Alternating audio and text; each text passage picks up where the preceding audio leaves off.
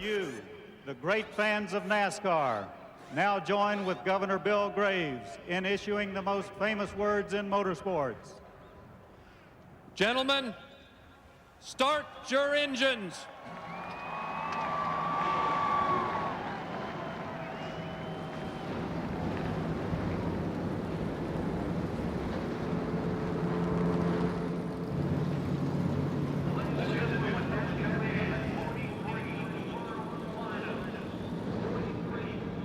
We're ready to go. The 4 words that mean so much, that send those shivers up your spine, have been given, and we'll be back for the start of the 500 momentarily. The largest crowd in Daytona history, held in suspense, awaiting the green flag from Dan Marino today. There's the man they're all talking about, as they did a year ago, Jeff Gordon, defending champion of the Daytona 500.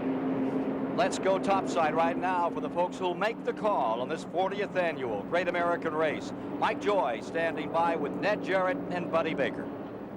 Thank you, Ken. NASCAR, of all major professional sports, is the only one to start their season with their biggest and most prestigious event, the Daytona 500. Teams have had all winter to prepare. But Ned Jarrett, there's been a lot of preparation and a lot of speculation of what will happen today. A lot of questions to be answered, Mike. The new Ford Taurus, first time it's been on the track with 43 cars out there. It's untested for 500 miles. And the GM teams have a new engine combination. It's untested for 500 miles. You have some drivers with new teams and some drivers with new teammates. How will all that play out? Then there are 6 drivers in the field who are making their first ever Daytona 500 start. That's just some of the questions that will be answered here today. Well, now, when Buddy Baker won this race in 1980, if you had the fastest car, and you did, you put your foot down, and you did, and you passed everybody to win the race. Today, it's a different game out there. Well, it is. The cars have to stay in good track position. One thing they have to do is stay with other cars to draft. A few years back, when you didn't have the restrictor plate to pull the horsepower out of the engine, you could run a pack down. You could actually fall back and pull back up into the pack. You can't do that anymore. So pit stops, teamwork, and great drivers will win the race today, not just a heavy foot. 56 teams came to Daytona. 43 will start the Great American Race. Here's the starting lineup. For the first time ever, brothers are on the front row, the Labanis, Bobby and Terry. In row 2, Sterling Marlin, 2-time winner, and Dale Earnhardt, his 20th try to win this race. Dale Earnhardt, a 2-time winner, and Mike Waltrip, second in their qualifying race. Jimmy Spencer, winner of the Bud pre-shootout, and Mike Skinner, last year's pole sitter. Ward Burton, 8th last year, and Ernie Irvin, the 1991 winner. Derek Cope, who was in victory lane in 1990, and Rusty Wallace, his 16th try to win the big race. Jeremy Mayfield, 6th last year, and Jeff Burton, 5th 2 years ago. Mark Martin, his best finish is 3rd in 95, and Lake Speed, 2nd in 1985. John Andretti won the 400-miler here last July. Andy Hillenberg, 2-time ARCA champ. Bill Elliott, a 2-time winner of the 500, next to rookie from Vermont, Kevin LePage. Chad Little, his 7th 500, and Bobby Hamilton, new into a car that has won here 3 times. Mike Wallace hopped in Phil Bartol's car early in the week. Greg Sachs, last 8 years, 8 different teams he's driven for. Jeff Bodine, the 86 winner, next to Connecticut rookie Jerry Nadeau.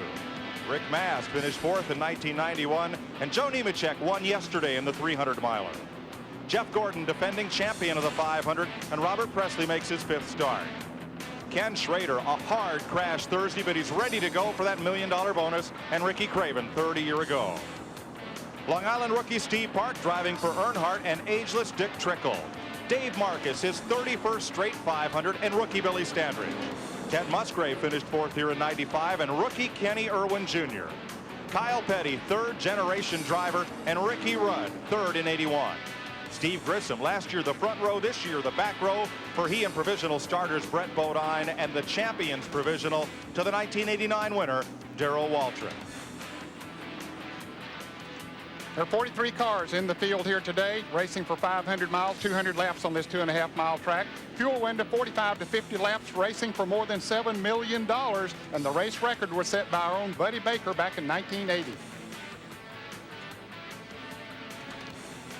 Let's take a look at this Daytona International Speedway. Here's the start-finish line, 18 degrees of banking here, 31 degrees of banking in the turns. What does 31 degrees of banking look like? We'll bring our graphic up here, our car.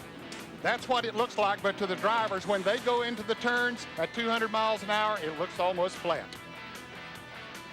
In today's race, you will have 18 new Ford Tauruses. You will have 3 Ford Thunderbirds, 16 Chevrolets, and 6 Pontiacs. Drivers who failed to qualify for this race listed in alphabetical order. Kenny Wallace lost that final shot on the last lap of his qualifying race. Robert Presley held him off. Today you're going to ride along with the man who seeks to win his first 500 after 20 starts. It's not just that Dale Earnhardt hasn't won this race. It's how close he's come, how many times. He'll start 4th today. Mark Martin led the most laps here in last year's race. He's still looking for his first win in the 500. Jeff Bodine, 1 win, a total of 7 top 10 finishes in this race. Rick Mast makes his 8th Daytona 500 start.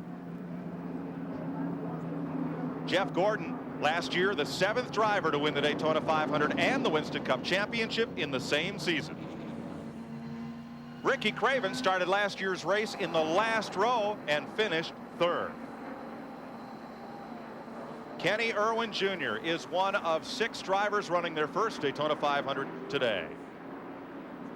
Dale Jarrett is one of only 6 drivers to have won this race more than once. He'll start 5th.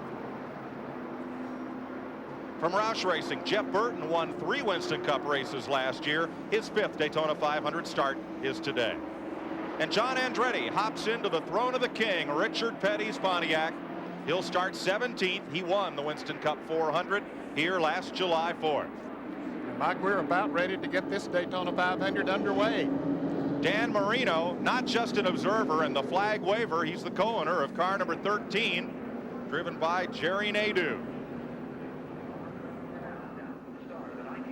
Pretty quiet out there as the lights are out on the Pontiac safety car.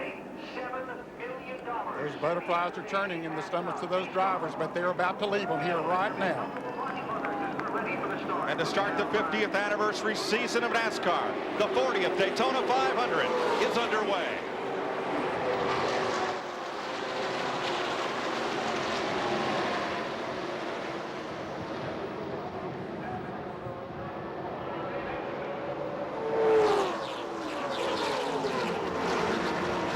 Labonte head off with the lead, but Jeff Gordon got a slow start. He was down on the apron when they dropped the green flag. Gordon comes up to speed as 43 cars uncoil down the back straightaway.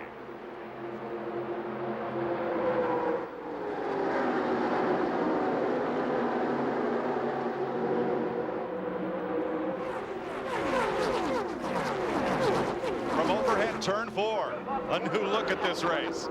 Boy, that's exciting to see that. I've never been that high, but I felt like I have when I got in the wall here a few times. But look at these cars, already 3 wide down through the tri-oval here. The Labonte brothers are working together. Sterling Marlin in 3rd spot there. They go right to the bottom of the racetrack in the early part of the race, but you have a few of them trying the top side already.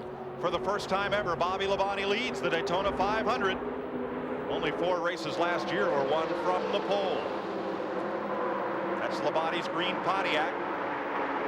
Tremendous amount of debris on the back straightaway there. That's wrappers, sandwiches, and various things of paper. But these cars have various holes in the front to get air into the cooling of these cars. That could be a problem later. It could be. It doesn't take much to stop up that grill so they don't get the air they need. The roof cams are back at CBS and in NASCAR racing. NASCAR legislated them away. We brought them back here at Daytona with NASCAR's approval. You're right on top of the windshield of Jeff Bodine's car. If you want to know what it looks like to the driver, this is as close as you can get. You go down in the corner, this is what we call the high groove. Up against the wall there, a lot of drivers feel it's safer on the high side. If something happens to the car, you don't get the big run towards the outside wall. And as you notice, as they went through that turn, it didn't look like it was 31 degrees of banking. Rick Mast, or rather that's Jeff Bodine, a piece of debris up on the camera. And now Rick Mast right behind Jeff Bodine. Dave Marcus down low, starting his 31st 500 and 3 abreast. That's Mike Wallace is the meat in that sandwich as they come off the corner. And boy, this is not a good area of the track to be running 3 abreast. I'm not sure there is a good area of the track to run 3 abreast. Good point. Everyone makes it through okay. The front 7 cars have broken out single file.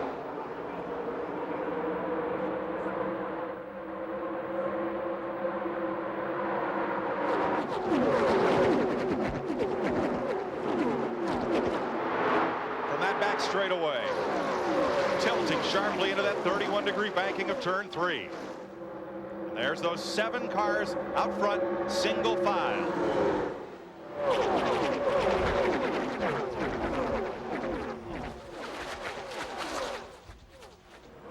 Bobby Labonte, the engineer, Darrell Waltrip driving the caboose.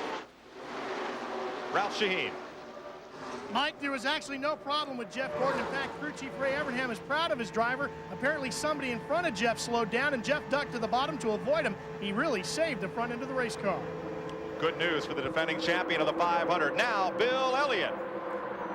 Well, he's the burger, and the bun on the low side is Bobby Hamilton, and on the outside, number 2 is Rusty Wallace. And there's not a thing in the world he can do about it, Mike. You don't want to be in that position, but what can you do about it? There's nowhere to go. Here comes Mark Martin in the 6th car there. That's the blue and white car, and you can see on the bottom side, Bill needs to get in line right now. If he don't, he's just going to go to the back. He has some help. One looked over, decided not to go with him, so you can watch him just fade back as they go by. You're riding with Mark Martin. That white dotted line denotes the edge between the banking and the flat apron of the racetrack. Don't go left of that line. Not unless you want to end up after you get to the wall and back down there again. That's where you'll finally end up. Bill Elliott cannot find a lane. He is in the middle by himself, and that's no man's land because the groups just stream right past on either side. Now he's going to get some help from Dick Trickle, number 90, and he gets to the low groove. Back here, Chad Little for a moment was also in that same position, but thank goodness Elliott got himself in a low.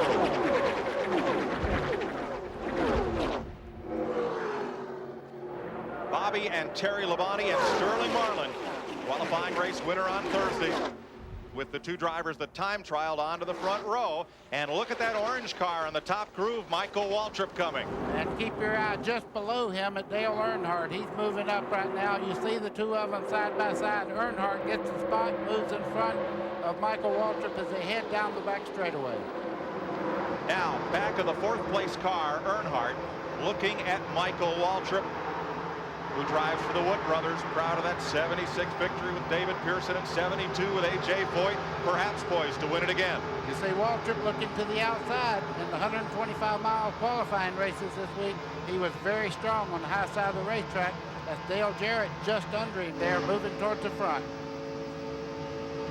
Dale Jarrett pulls up alongside in the low groove, and Dale Jarrett has 8 cars lined up directly behind him. He has been running the low groove since the green flag dropped. Sometimes the high groove, they get a run off of there, can be better, but right now seems to be working pretty good for him. And that 7-car single file line is now just 5 as they jostle behind the black car of Dale Earnhardt. Ernie Irvin down to the inside in that rainbow colored number 36. One of the fastest cars in practice all week has been Irvin. Yeah, he's very, very confident. I had dinner with him last night, and he just said, hey, I've got as good a car as I've ever had here.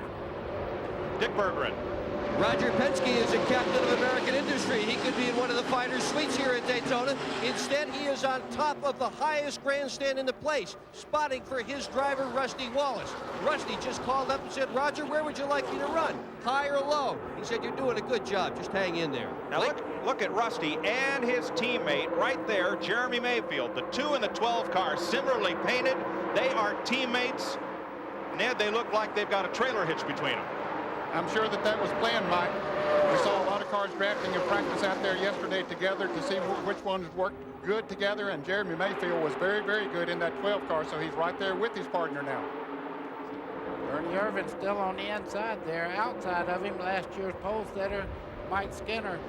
When they're running side by side and the Labonte boys are all single file like they are right now, the draft works so much better with cars in line than cars that are racing back in the pack. That's why almost 2-3 tenths per lap to the lead cars when they're running single file. 42 cars still in the lead draft. The only one that's out of the draft right now is Darrell Waltrip.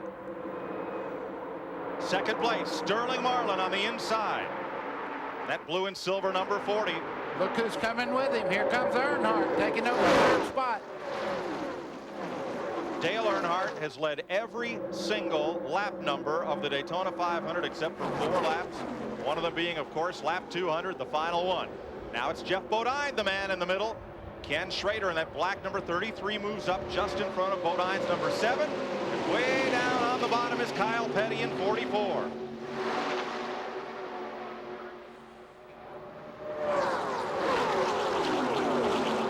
Ned, I'm a little surprised that those 5 cars running single file up front have not been able to get away from the 2 wide racing. That is surprising. Most of the time when cars single out, they run faster than cars running side by side. But look here, 4 abreast down the backstretch. Jeff Gordon all the way on the flat part of the racetrack. The lines that you see there on the inside, that's not racetrack. It was for a moment.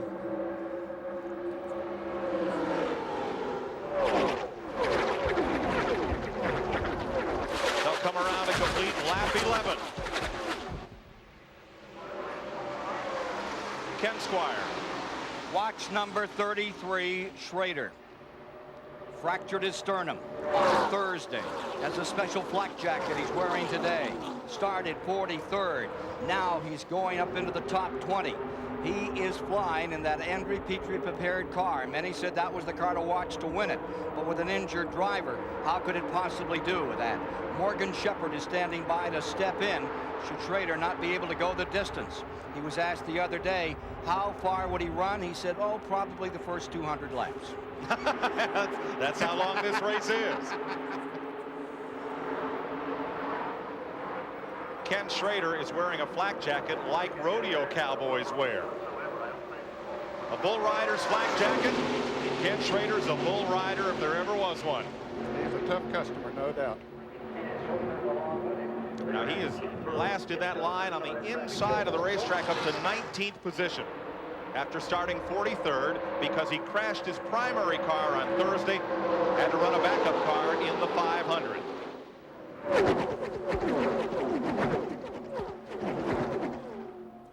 Dick Berggren. Mike, you wonder how hard Schrader hit the wall on Thursday. This is the steering wheel he was hanging on to. Look at how this thing is bent. It's all supposed to be straight, not even close to straight. Man, he's a tough guy to be out there racing right now.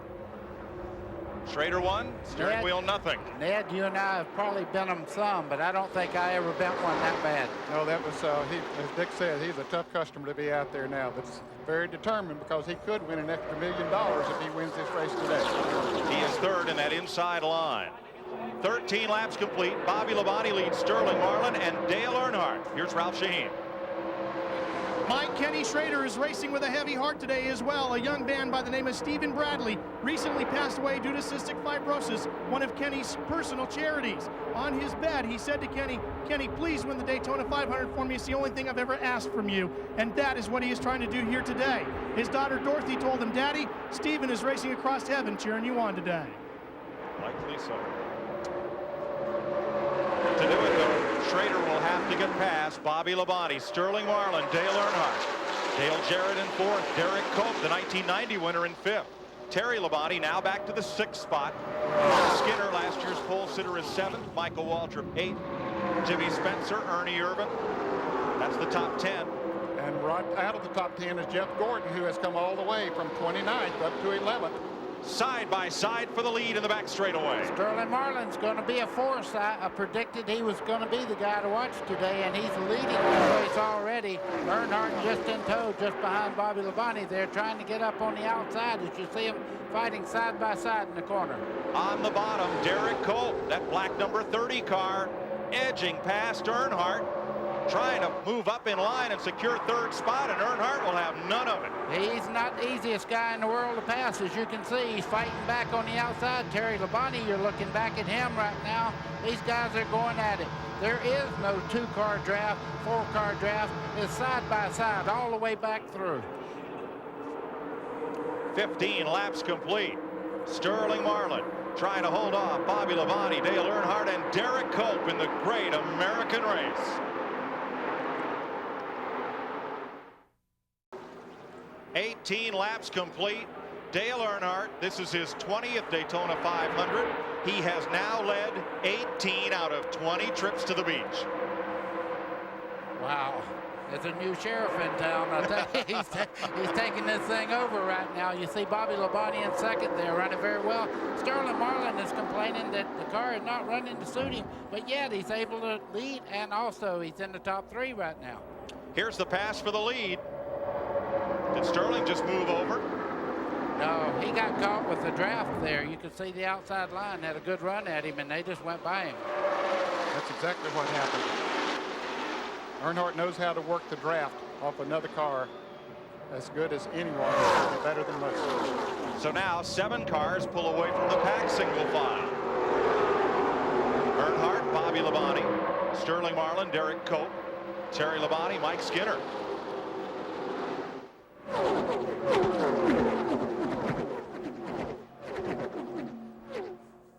But behind Mike Skinner, it's still a slugfest. There's the front 5 as they work turn number 3.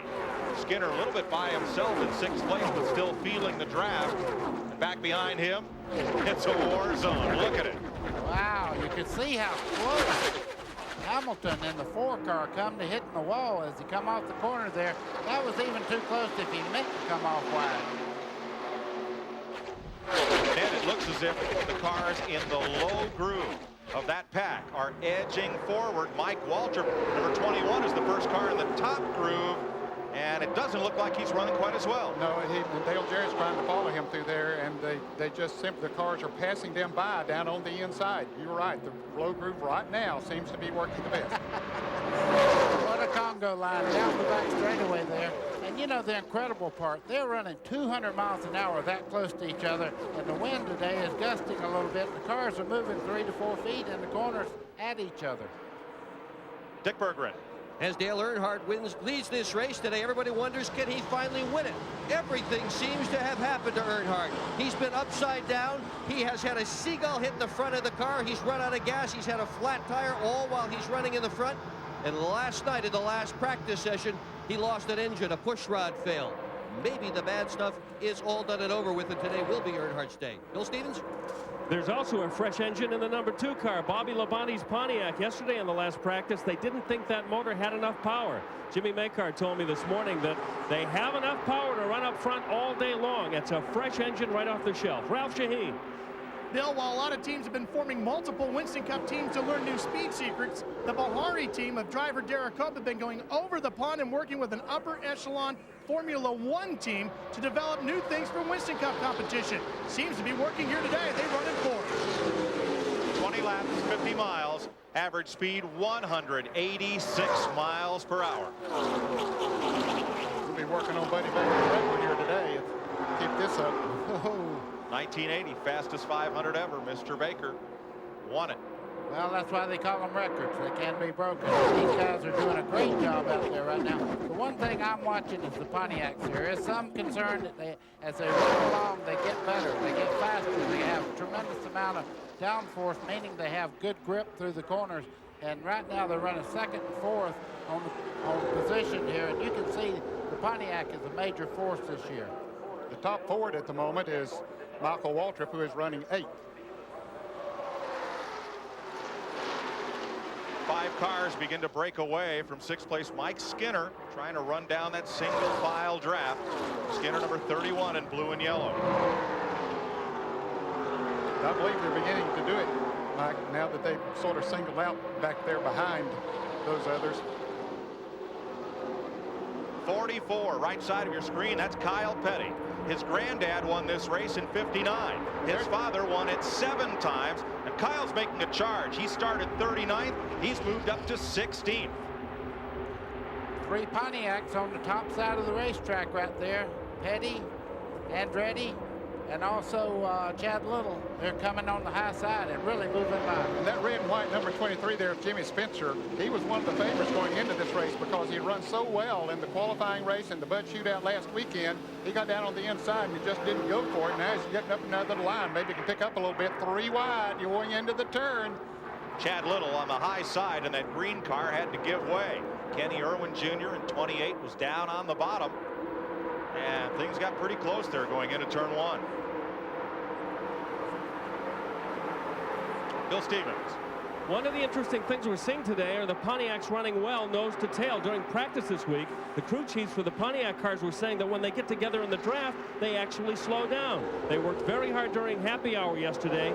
Some of the Pontiac teams obviously today have found the answer. Last time a Pontiac won this race, Cale Yarborough, 1983. A little further in that pack, Rusty Wallace and teammate Jeremy Mayfield have traded places to see if it'll work better. They're 3 wide again. Ernie Irvin in the middle there. You can see him. He thought better of that move right there. On the outside there, Michael Waltrip is really running well on the high side of the racetrack. Ernie Irvin and Michael Waltrip made the same move at the same time going in. They were going to move up to that high groove, and Michael Waltrip had already committed himself too far, and Ernie wisely backed out of that situation. It's awful early in the race. We have pit stops to consider. Racing right now, you're really getting an idea what you need to do as far as adjustments for later on in the race. Let's check with Ralph.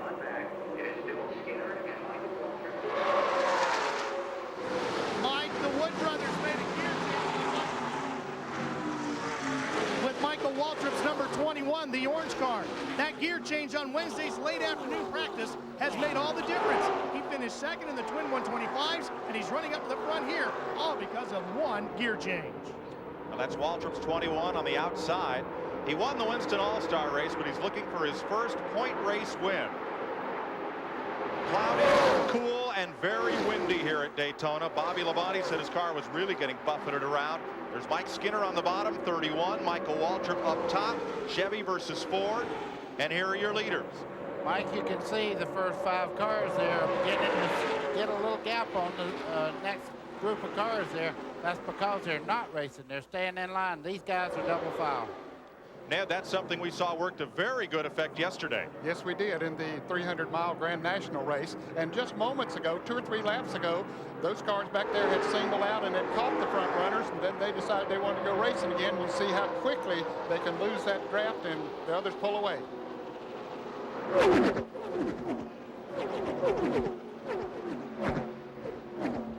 But now those 5 cars in the lead draft are about to be joined by 3. Mike Skinner in 31 now has Michael Waltrip and Ernie Irvin working single file. The draft here is so important. Why? Well, you have a car out front that's breaking the air up and it's turbulating. If you've ever been in a boat and watched the water actually try to follow the boat from behind, that's what the air does as it goes over these race cars. It builds a vacuum that pulls the car behind towards the lead car. Also, you're not bucking any wind or anything in the second, third, fourth, and fifth car. So in line, it feels like you have 2 motors instead of 1 in there. You really accelerate. Dale Earnhardt, your leader. Looking back, the pole sitter Bobby Labonte, the green car. And just behind them, Sterling Marlin went up to the high side of the racetrack, and he is getting kicked well back in the field. Yeah, Mike Skinner has gone past him. So is Michael Waltrip. And now, too, Ernie Irvin. He got shuffled out coming off of turn 2. No one to help him up there. The others just drove by down on the inside. You can see Sterling Marlin in the car number 40 is up there by himself with nobody drafting on him right now. And that just proves Buddy's point. 1 car alone cannot run as fast as cars lined up single file. Ralph? Mike, we talked to the crew chief, Tony Glover, for Sterling Marlin. They are getting a little bit loose in that number 40 car right now, and that's why he is drifting back. But 29 laps down, they've still got a long way to go to that first pit stop, Dick Bergman. Well, Bobby Labonte and Derek Cope both say they're pushing coming off the corner, but most of the drivers that we are listening to on the radios are telling their crews they're having a hard time differentiating between chassis problems and the wind buffeting them around on the racetrack. That'll make it especially difficult for them to adjust the cars when they come in on pit stops. Jeff Bodine into the tri-oval here at the start-finish line. 18 degrees of banking. Let's see as they roll off into turn one just how much those cars are dancing around. We're on the high side, and really you don't get the effects of the wind like if you were a little bit away from the wall where the wind's really traveling about. But what it feels like, you've passed a car on the interstate and your car gets in that vacuum and it feels like it pulls you towards the truck as you go by. That's what the draft feels like. And if you have any extra wind, it really gets a little bit squirrely. Now, Jeff Gordon pulled up on number 2 just ahead Rusty Wallace. Wallace came right down the racetrack to take that low lane away from Gordon. 30 laps complete. Dale Earnhardt, 20 years of trying to win the Great American Race. He is your leader. Bobby Labonte, Derek Cope, Terry Labonte, Mike Skinner, and Michael Waltrip. You won't miss a second of the racing action because CBS Sportsline brings you all the latest news from Daytona. Columns, interviews, driver bios, and more at cbs.sportsline.com.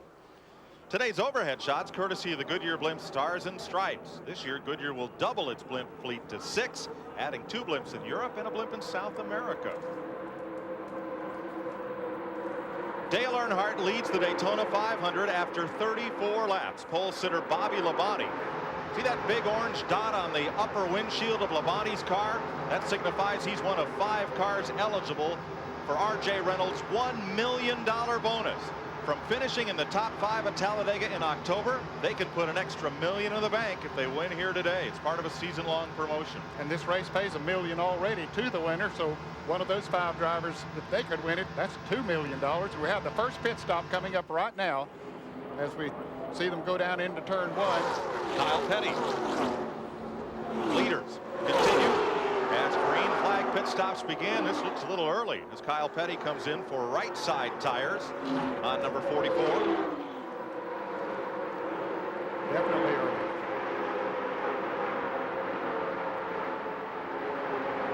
Up front, Earnhardt in a Chevrolet, Labonte's Pontiac, Derek Cope.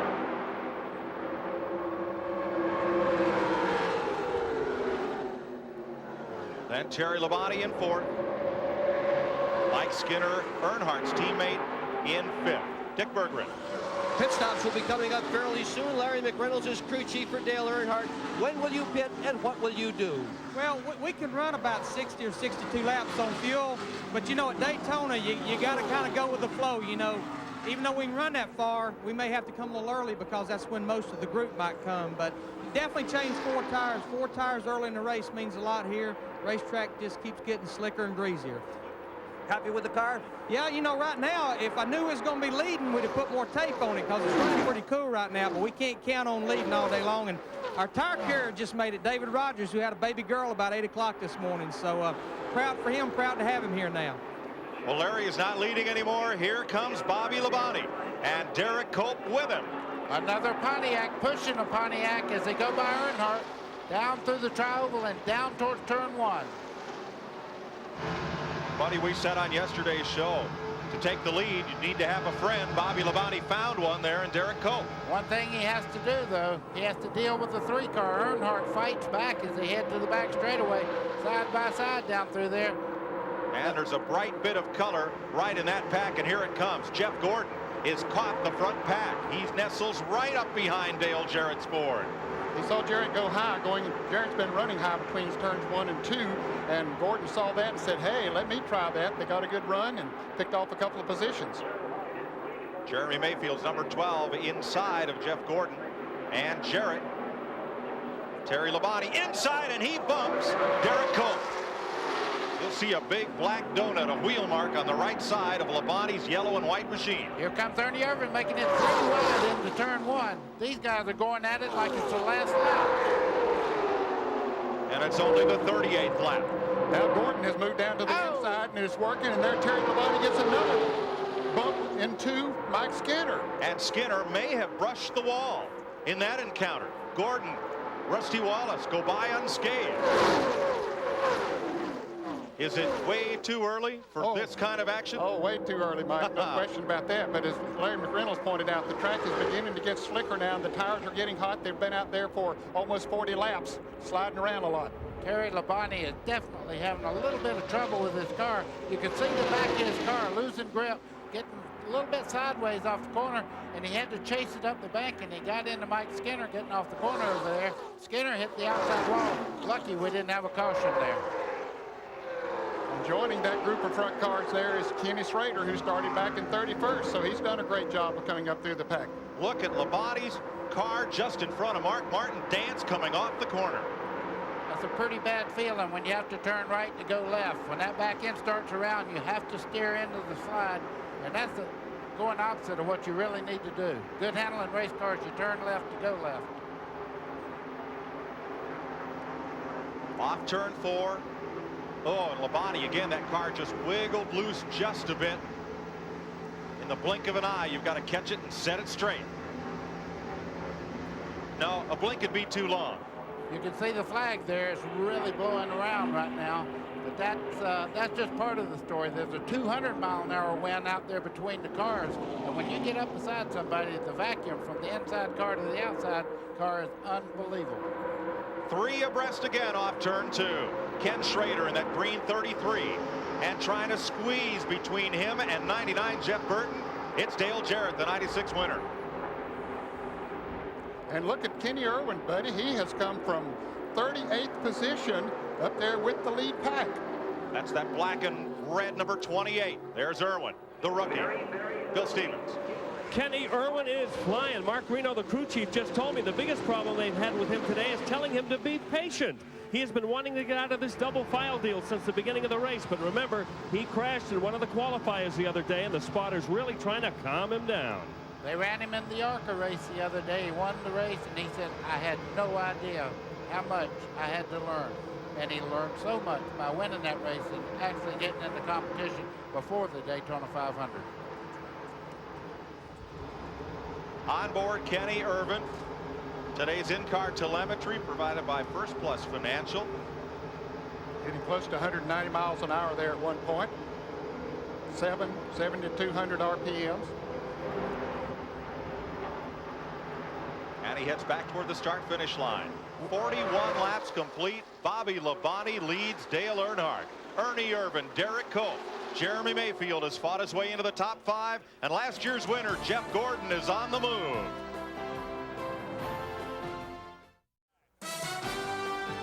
When you're racing for $2 million, things get very close. Terry Labonte and 31 Mike Skinner that brushed together and with the wall just a bit ago. We are still under green from the drop of the first flag. 45 laps. Dale Earnhardt has gone back to the front, bringing Ernie Irvan and number 36 with him. A Chevy and a Pontiac. Derek Cope's number 30 in the 4th place. Chevrolet has led 23 laps today. Pontiac 22. Ford has not put a car up front. Not yet. I am so impressed with Jeremy Mayfield running along there. I mean, he moved to 4th place from way back. He's doing a super job right now. He started in 13th position.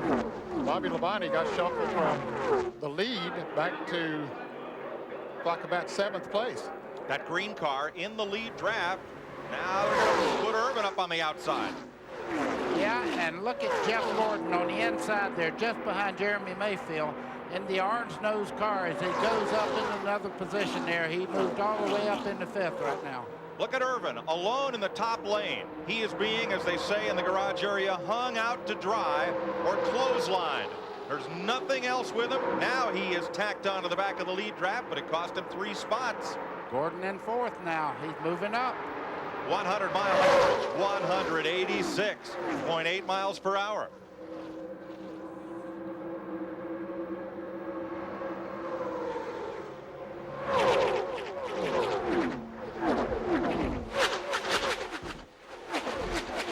That's as close as we can show you to how fast that feels, folks. Someday you have to come here. Stand next to that fence and feel it for yourself. I've been up against that wall and watched him come at 200 miles an hour, and I couldn't get out of the way, too. One car way up high, almost brushing the wall back of the leaders as they try to work in that second pack. And that was Michael Waltrip in 21. He really kicked the dust up at the top of the wall, but don't believe he made any contact with it. Michael was up there in the top 5 a little while ago, but now has dropped back to around 10th or 11th.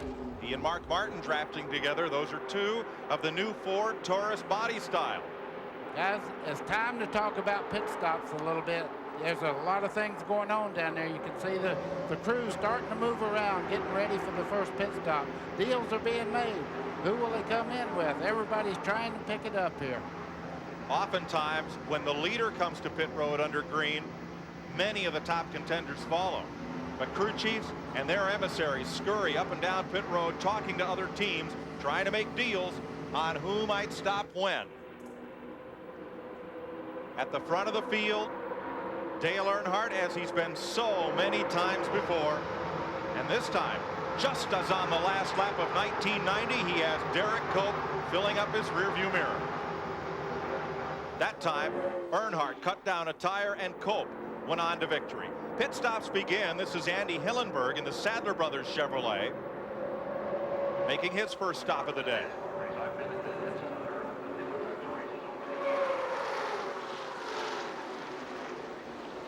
"49 laps. Ned getting close. Let's check with Dick Berger. And Dick, have they made a deal in Earnhardt's pit, and how long will they wait? Well, it's hard to tell if they really have made a deal. I can answer your second question, and the answer to it is 9 more laps, and Earnhardt is going to be in. I can also tell you that we have had men with virtually every uniform from the front group in Earnhardt's pit trying to make that deal with Larry McReynolds. It's a good bet that they all will come in at the same time and that they all will take 4 tires, Mike. 50 laps will be halfway, 125, or rather will be 125 miles quarter distance. 41 of 43 cars on the lead lap. And one car comes off into the pits. It looked like Ernie Irvin, first of the front runners that will be making a pit stop here. It is indeed Ernie Irvin head towards the pit, number 36. Bill Stevens.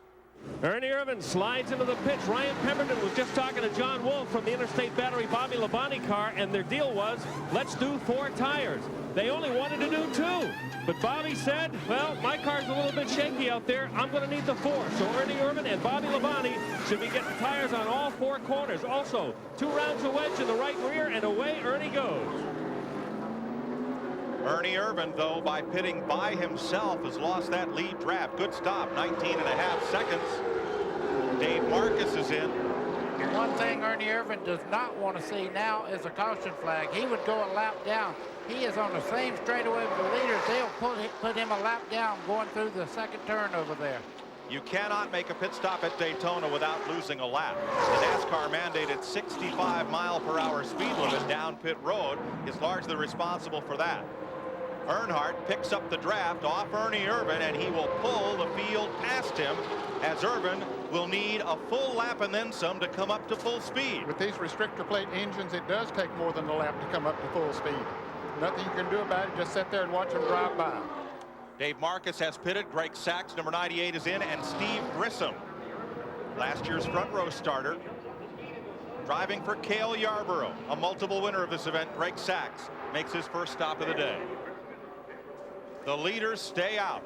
Earnhardt, Cope, Mayfield, the youngster from Kentucky, up to 3rd, and Jeff Gordon, the youngest driver to ever win this event, is up to 4th place. 4 cars from the back of the field coming into the pits. Big group of them coming in.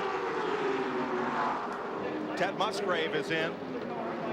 John Andretti part of that group as well. Steve Park, Bobby Hamilton, Rick Mast, and Jerry Nadeau. And also Ricky Rudd. Most of these are cars that started in the second half of the field, and seeing the leaders move away and seeing their cars running a little bit slower, feel that putting on new tires will pick them up in speed. That's why they're in a little earlier than some of the leaders. Now here come the Roger Penske and Penske Pranafas cars onto pit road, teammates Jeremy Mayfield and Rusty Wallace. Boy, Sterling Marlin tried to get in. Apparently felt he was going too fast, slid the wheels, slowed down too much. He's going to lose a tremendous amount of time. Sterling Marlin, he's not up to speed, and he'll have to come in perhaps the next time around. Chad Little is in. Bill Elliott, Lake Speed, making pit stops. Ken Schrader, Steve Park. Ricky Craven has to back up into his pit stall and backs into the 77 of Robert Presley. Excuse me. Well, that cost him a lot of time, too. Ricky Craven having to back up there. And every second that you lose in the pits is a long way out on that racetrack. Mike Wallace, Kenny Irwin, Billy Standridge all making their first pit stop. We've been green since the drop of the first flag. Jeff Gordon's heading towards the pit road now.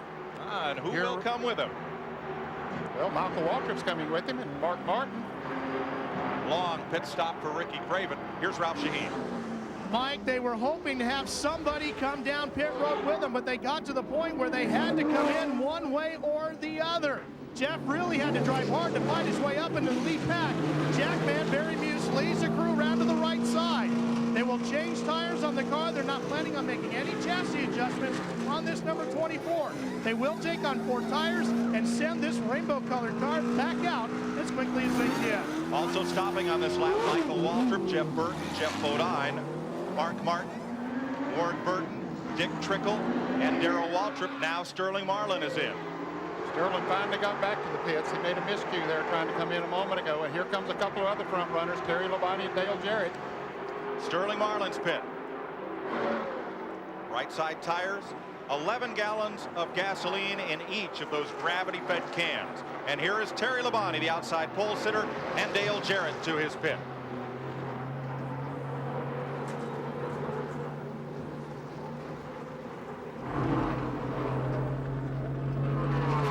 Cold drink there for Terry Labonte, a wipe of the grill. They use those long poles because only 7 men are allowed to go over the pit wall and service the car.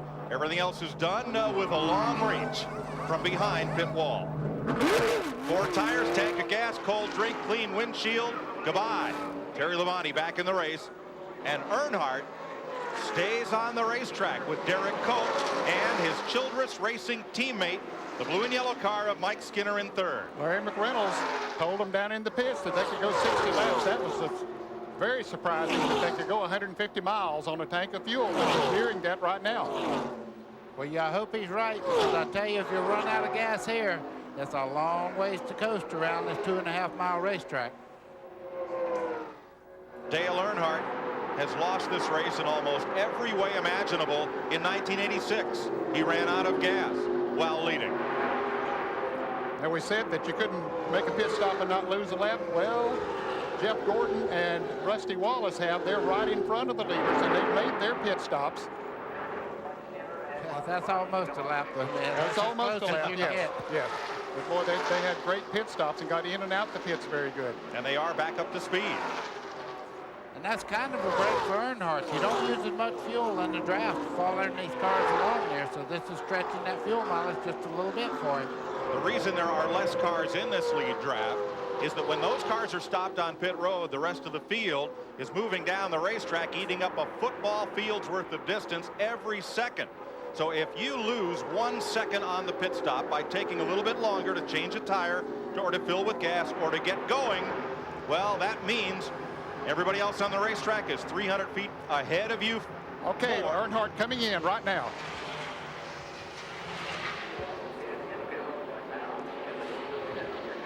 Derek Thorpe is down pit road with him. 65 miles an hour. Looks like they're stopped. Bobby Labonte and Mike Skinner coming in at the same time. Dick Berggren. Remember last year at Daytona, Earnhardt smokes the tires coming in. Remember last year at Daytona, Earnhardt's crew was very slow. They changed the members on that crew since then, and in fact, there are 2 new outside front and rear tire changes. Jack Lewis on the front, Craig Lund on the rear are new this year. Earnhardt and the 30, Cope, came in together. They are going to do their same service together. Well, Earnhardt up and gone, Cope right behind him. They're going to try to hook up to see if they can continue to run fast. 21-4 on Earnhardt. Earnhardt comes off pit road. That yellow line is the blend line. You must stay inside that line and then gently blend up into traffic. And all 4 cars there that went into the pits together come out of the pits together. That's and a tribute to those guys in the pits changing those tires. But Ned, you see, as they're in the bottom lane, it takes a full lap to get up to speed. And Jeff Gordon moves on past Dale Earnhardt. Gordon is the new leader. That's what great pit stops will do. Jeff Gordon wasn't leading when they come in, but he's leading now. Must have had a great entrance to pit road, got back up to speed well, had a great pit stop. Ray Evernham, Gordon's crew chief and mentor, and those Rainbow Warriors gave Jeff Gordon a good stop, and that's why he leads the Daytona 500. Rusty Wallace got a good stop also, and he's running second. Ralph Shaheen. Mike, this top tire here is the one that came off the right front of Sterling Marlin's car. You can see he had gotten a cut. It didn't explode like this right away. He stayed out on the track and kept running on it and running on it. As it lost air out of that little hole, it finally let go and just about shed its skin. He's lucky he didn't get it into the wall. Sterling Marlin trying to win this race again. Here are your front duo, Gordon and Wallace. You're riding with the leader and defending champion of the Daytona 500.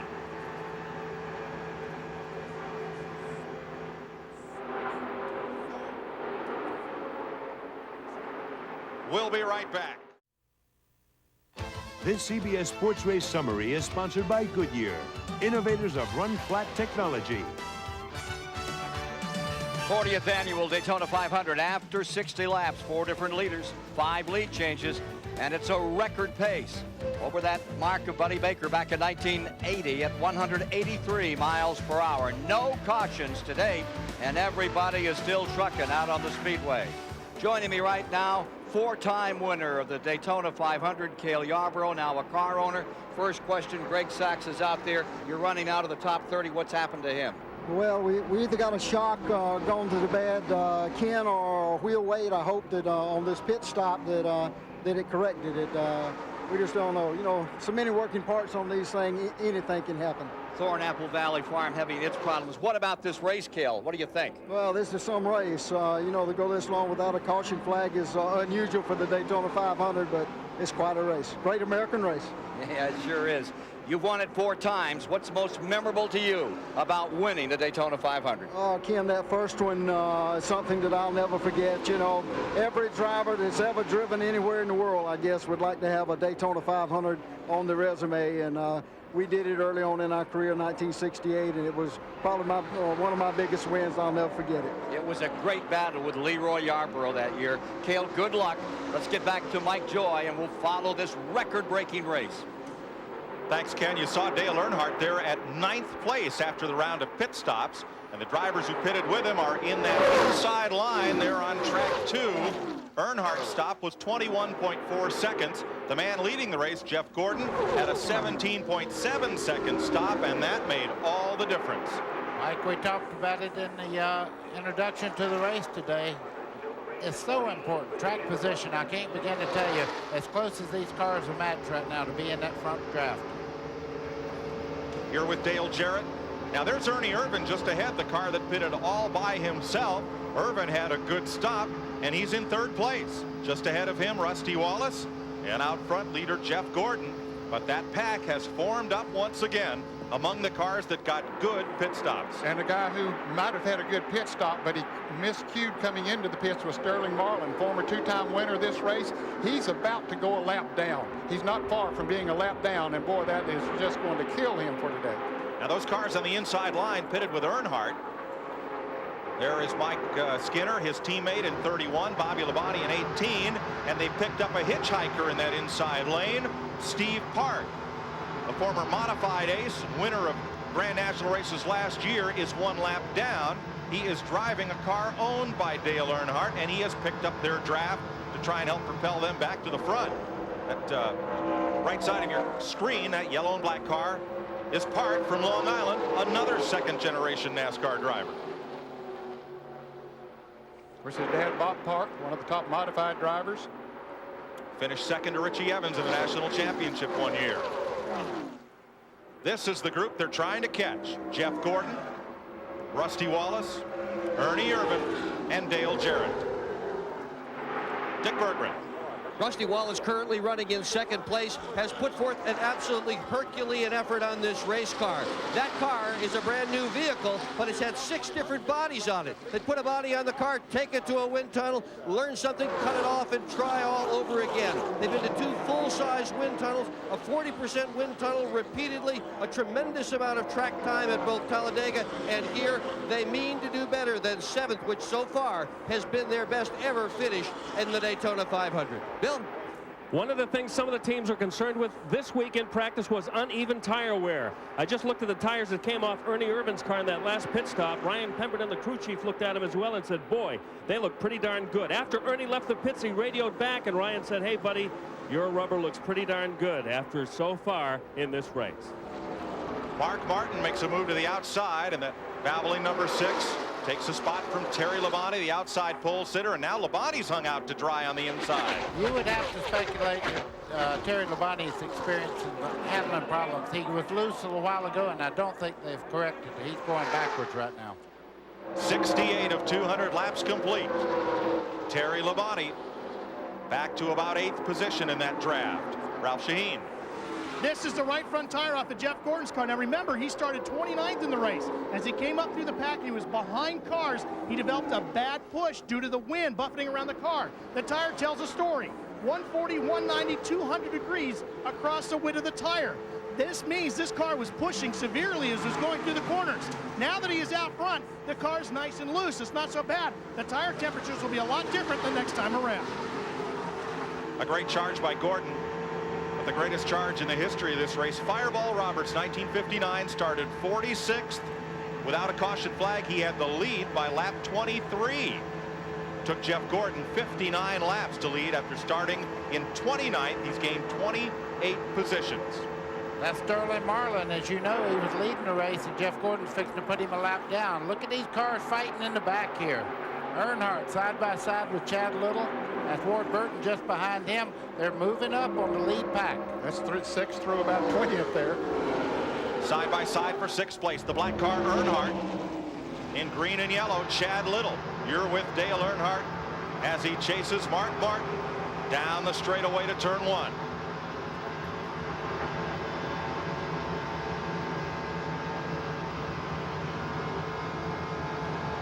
See Dale Jarrett all the way up against the wall there. Everybody's got an idea right now of where their car runs the freest.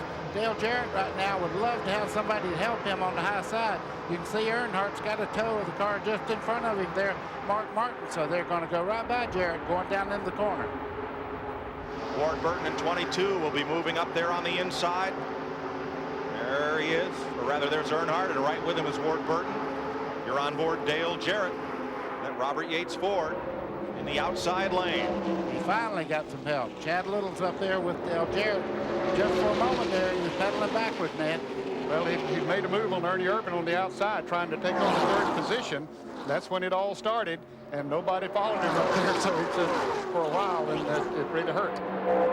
Well, sometimes you just got to go blaze a new trail and hope you get some help. Mike Skinner now in 31. That Childress Chevrolet pulls up behind Chad Little's Jack Roush number 97. Now they've pulled up on Sterling Marlin. I said a moment ago he was about to go a lap down. That's the 40 car right in front of Jeff Gordon. Now if he can stay there, he'll be okay, similar to what Jeff Gordon did a year ago. You know, remember he had a flat tire early in the race, and he was about to get lapped, and the leaders came around. He was able to stay in front of them. When a caution came out, well, he got it all made up. So if Sterling Marlin could do that, you know, it might not be hurt too bad. If Jeff Gordon passes him, Marlin has lost 1 lap to all the cars on the lead lap. Should that caution flag come out, he's got to fight to stay there. Back in the back, they're getting restless. You can see them doubling up back there. And I think a lot of cars right now would like to get up in the front so they can actually drive the racetrack and not have to worry about competition back in the back. Bobby Labonte trying to pick his way back to the front in that bright green number 18, owned by Super Bowl winning coach Joe Gibbs. Joe Gibbs told Dan Marino, who's a new NASCAR car owner, this isn't near as easy as winning football games. You know, they talk about a driver just riding along. You can see Jeff Gordon's arm in that last picture there. He's working that steering wheel pretty hard through the corners. You can see him just really right on the edge all the time. Hands moving really fast to keep that car right on the edge and keep it fast through the corners. Average speed, even after pit stops, the average speed for this race, 184.1 miles per hour. Sterling Marlin, number 40, trying to stay on the lead lap and avoid being passed by race leader number 24, Jeff Gordon. CBS Sports coverage of the Daytona 500 will continue after this message and a word from your local CBS station.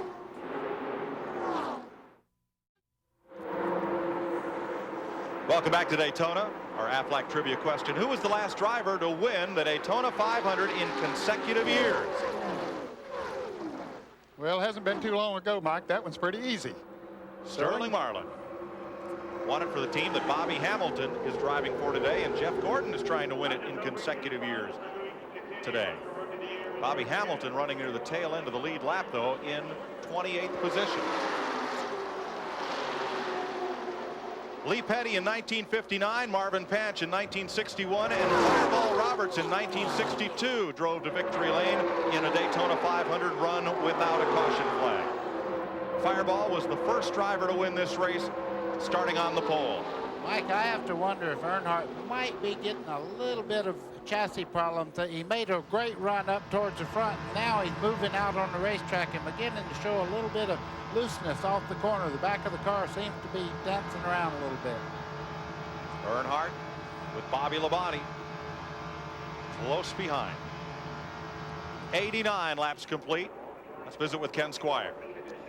The man of the hour is Buddy Baker. That's the big story. His record has stood since 1980 of averaging 177 miles an hour to win this race over 500 miles. Now consider that when he did that, there were 15 laps of caution in that race, and he still powerhoused the field to establish that mark. But it's in jeopardy because as we're coming to halfway, they're averaging 184.7 today. So Buddy Baker's mark that has stood all these years is the one they're talking about in the press center right now. Well, I certainly hope that we don't have a caution. I love the idea of having the record, but I want these guys to be safe for 500 miles, and competition's what the thing's all about. They're doing a great job today. Jeff Gordon trying to take Baker out of the record book right here. 184 mile an hour average. Rusty Wallace right with him. You're in with Mark Martin. Here's Dick Berggren. Mark Martin currently running in third position. It's a bit of a surprise because they got a real late start trying to get their cars ready for Daytona. They were hoping for some rules considerations from NASCAR. They didn't get them. They got started late, and all week long they have been saying, we may not be a factor. We're really not ready for the Daytona 500. But the crew has worked hard on Martin's car. They've done their work on the chassis rather than the aerodynamics. He is flying today. It is, most importantly, a brand new crew and a brand new crew chief. For the first time in 10 years, Mark Martin does not have Steve Meal as his crew chief here at the Daytona 500. And right now he doesn't have a drafting partner, Dick. He's on the outside, and a train's going by him down on the inside. Jeremy Mayfield, number 12, pulls alongside. Bobby Labonte has gone past.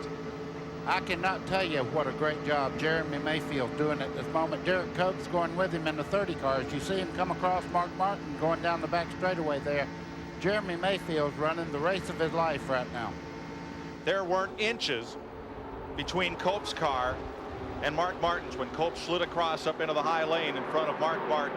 190 miles an hour, the thickness of the Sunday paper apart. Kyle Petty on pit road, tire change. Last car on the lead lap in 29th place, but he was the earliest one to pit before Mike, so he's a little off sequence from the others. Jeff Gordon is pulling this train around Daytona, but it's Rusty Wallace, the man who wants to lead. He has not led the Daytona 500 since 1991. He sits there in second place in Roger Penske's number 2.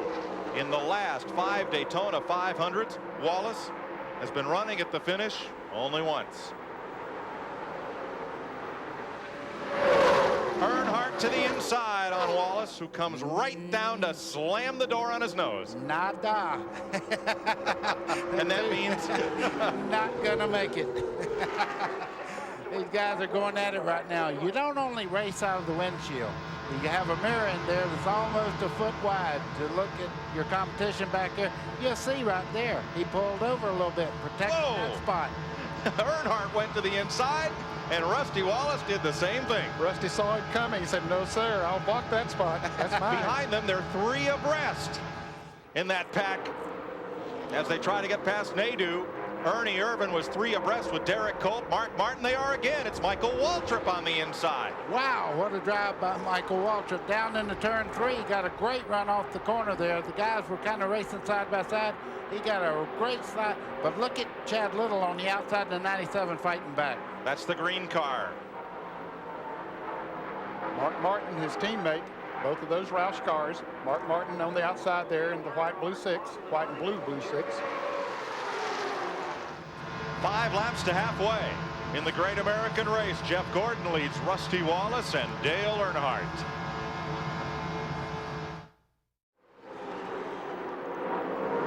Daytona International Speedway, the biggest race of NASCAR, the Daytona 500.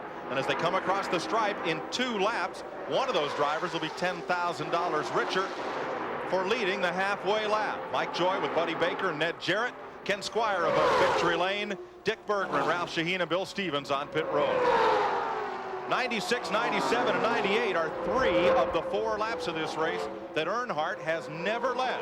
The other is lap 200. Earnhardt's trying, though, every lap. He goes upside, Rusty Wallace. He goes downside. It sounds like that Chumbawamba song. Well, that'll work right now, but I wouldn't want to do that to Earnhardt with 10 laps to go, I can tell you that. You might get a different view. You might be looking in the mirror watching the straightaway get longer. Let's take a lap with Earnhardt. That's the start-finishing line. You can see the orange line across, out against the wall down the straightaway, following Rusty Wallace in the draft. They'll go to the bottom of the racetrack. Earnhardt goes up. That's the difference in 2 ideas of what it takes at this part of the race. Earnhardt's in the high groove, Rusty Wallace and those guys right on the white line on the bottom. Against the wall down the back straightaway, you can see them move over to get in the slipstream, so you get that extra toe from the car in front of you. As they head down into turn 3, you can see a lap car there as they start to the high side to get by him. Jeff Gordon drifts up, the 2 car there.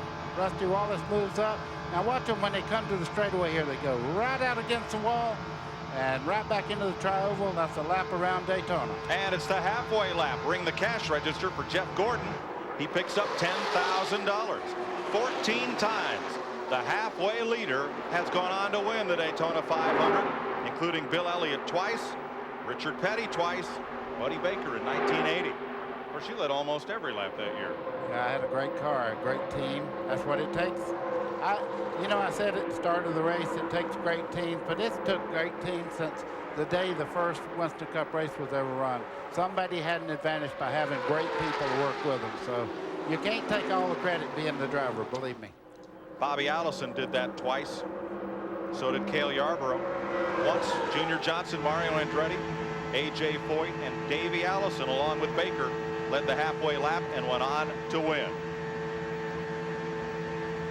This is Jeff Gordon leading the Daytona 500, trying to win it 2 years in a row. You see the tape in the middle of the steering wheel. That centers up the steering. If he was to get in a spin where he had to center up to know where he was back straight, that keeps it. And also when you make a pit stop, you can get the wheel straight so you know where they're at there with that tape. When it's straight up, that's straight ahead. Looking out the windshield of Jeff Gordon's car, and according to NASCAR rules, once you reach the halfway point of the race, if it should be called for darkness or rain, the race would be official. So we'll have a completed Daytona 500 today. And the sun popped out just as we hit halfway. So. Yeah, it looks the best here right now that it's looked all day long. Certainly better than the forecast. They call that Bill France weather here in Daytona. Since Bill France Sr. built this speed plant in 1959, this race has never been rained out. It's been raining at 11:30 in the morning, and we've still started on time, gotten the whole race in. It's been rain shortened, but never rained out. Dick Berggren. Jeff Gordon just called into his pit crew, and I'll tell you what, it's bad news for everybody else out here. Gordon said, I quote, "I don't know what we can do to make this car any better. It's awesome." Oh boy. Well, Doctor, looks that way. That means cha-ching if he's perfect, because that car is running flawless. You can see he still has to work pretty hard in the corners. His hands are still moving pretty hard on the steering wheel. It's not just a ride around in the park. They still have to keep that car under control every second. Breaking away from the field, Jeff Gordon, Rusty Wallace, Dale Earnhardt, and Bobby Labonte. That one car by itself in 5th place, trying to run them down just behind these leaders. There's Jeremy Mayfield, and Ned, it looks like he's catching them. Well, he dropped back a little bit, and he's trying to get back in the line of the draft. He has a fast race car. We've talked about him several times today. He's done a great job, so he might be easing back up on them.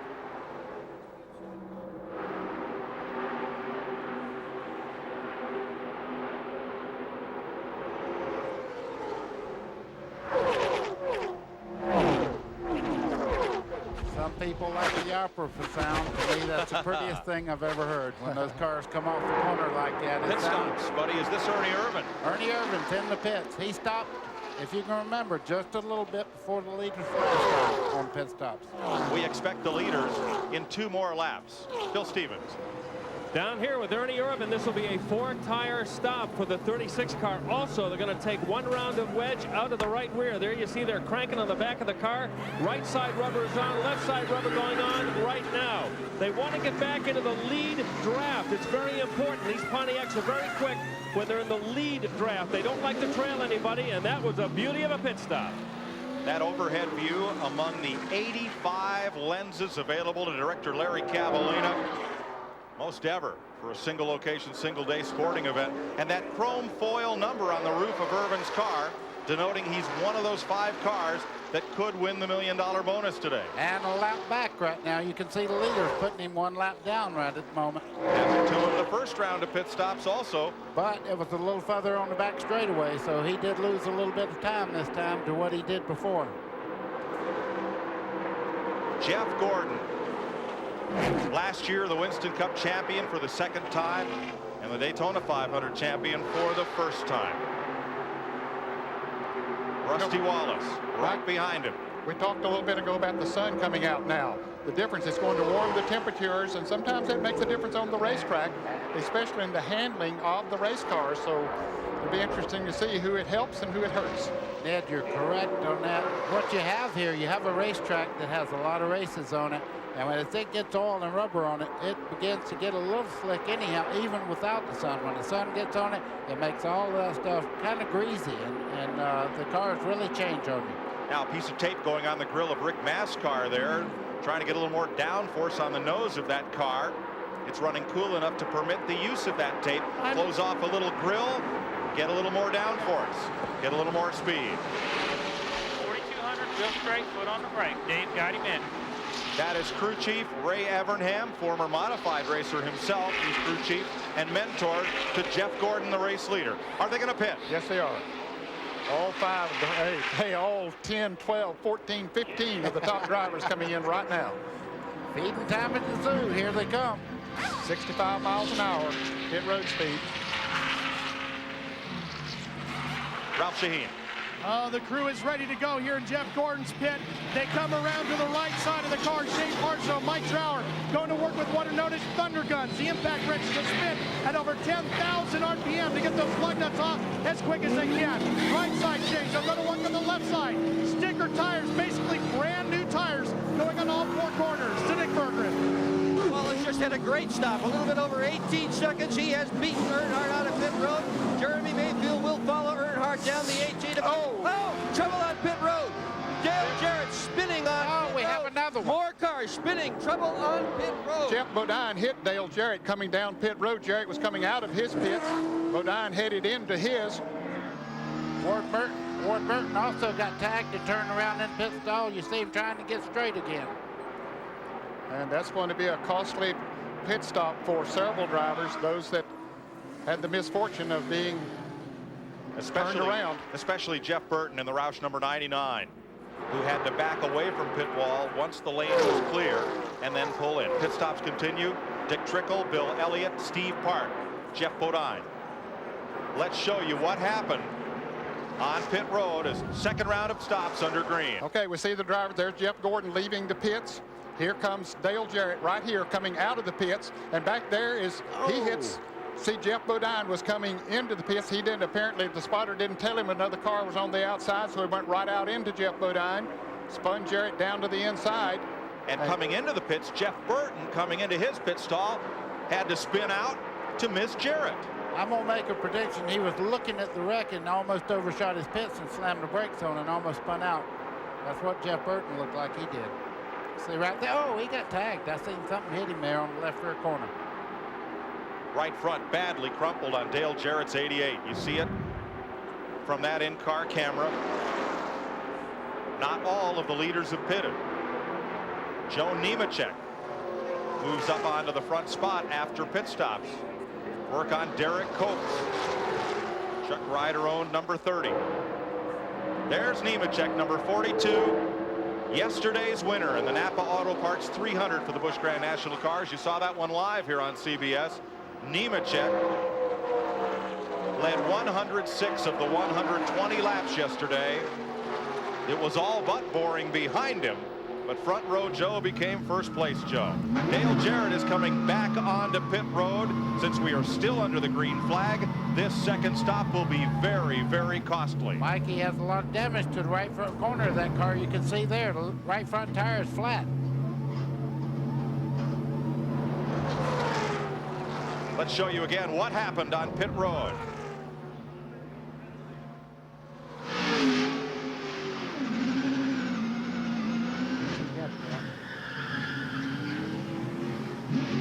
He had to move outside. Jarrett saw Mark Martin starting out, so he cut out to move around him, and Jeff Bodine was coming into the pits, and to make that contact, and a costly situation. Bill Stevens. Lots of damage on the right front, as you can probably see. Down here, they got a hacksaw out, and they're whacking away at that sheet metal. They're going to pull a big chunk of that metal away from the car. They've already changed the right front tire. They've got all kinds of 200-mile-an-hour tape that's going to go on there, hopefully to keep that fender from flapping too much. A very costly development here to Ralph Shaheen. After Jeff Gordon's pit stop, he smelled smoke, rubber smoke, inside the car. They radio back and forth between him and crew chief Ray Evernham. They believe what he smells is from somewhere else, but not from inside his car. They're not really sure what it is or where it even comes from. Jeff Gordon continues on. Joe Nemechek leads this race. Gordon now in second, pulling up on Kenny Irwin Jr., the rookie, and moving past on the inside. Black flag is out for Ricky Rudd, Brickyard 400 champion.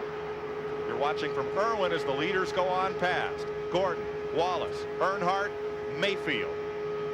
Wow, look at this. They're running 180 miles an hour off the corner. They're turning about 6,500 down the straightaway. With restrictor plate motors, you try not to power over 7,000 with them because you don't get enough air and fuel in the car to make it really run over 7,000 RPM. So you just put a gear in there.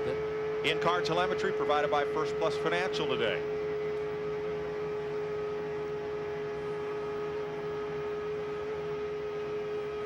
Pit stops continue, but Joe Nemechek, driving for Felix Sabates, leads the Daytona 500. First time he's led this race in 4 starts. We'll be back with more of the Great American Race. We're just past halfway. The Daytona 500, where a moment's miscue can dash your hopes of winning $1 million.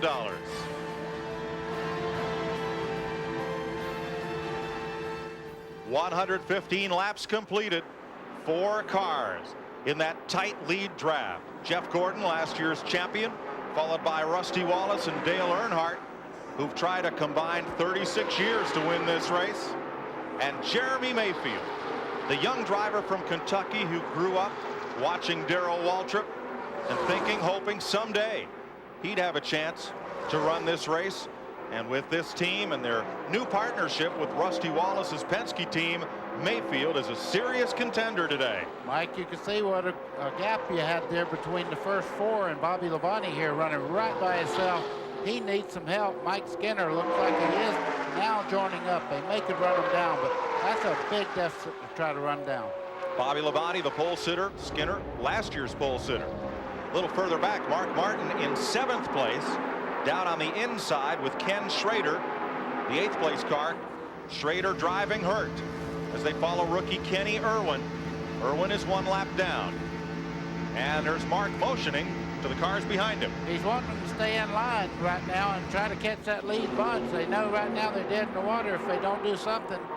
So they have to try to stay in line and run that front group back down because they are really a good ways back. That group is 3 seconds behind the lead pack of cars. There's what just 3 seconds looks like here at Daytona. From here to eternity. Wow. Not a great deal of, you don't get much help from the draft of those cars up front there. Mark Martin moves to the inside as Irwin, 1 lap behind, pulls over, lets the lead lap cars through. Dick Berggren Rick Cope, who had been a contender early, is on pit road. The problem, a right front fender. They've had contact, and that fender is flopping in the breeze. They're trying to put tape on it, brace it so it'll stay there. Cope now backing up as they try to pry the fender away from the tire. This is oh so costly. They did think they had a shot at the Daytona 500. Not anymore. Ralph? Remember, we took a look at the right front tire of Jeff Gordon's car after the first pit stop, and the tire temperature went increased across the tire. This time, it's even all the way across. That's an indicator that that push that he had in the front of the car is now gone because he's running up front in clean air. Jeff Gordon, your leader, Rusty Wallace, Dale Earnhardt, Jeremy Mayfield. And you're with Dale Earnhardt. Out of turn number 4 and down the front straightaway. Let's have a look back at last year's third place finisher, who started in the last row and came up to third. Ricky Craven, the Newburgh Maine driver today, running on the lead lap in 19th position, right behind Mike Wallace.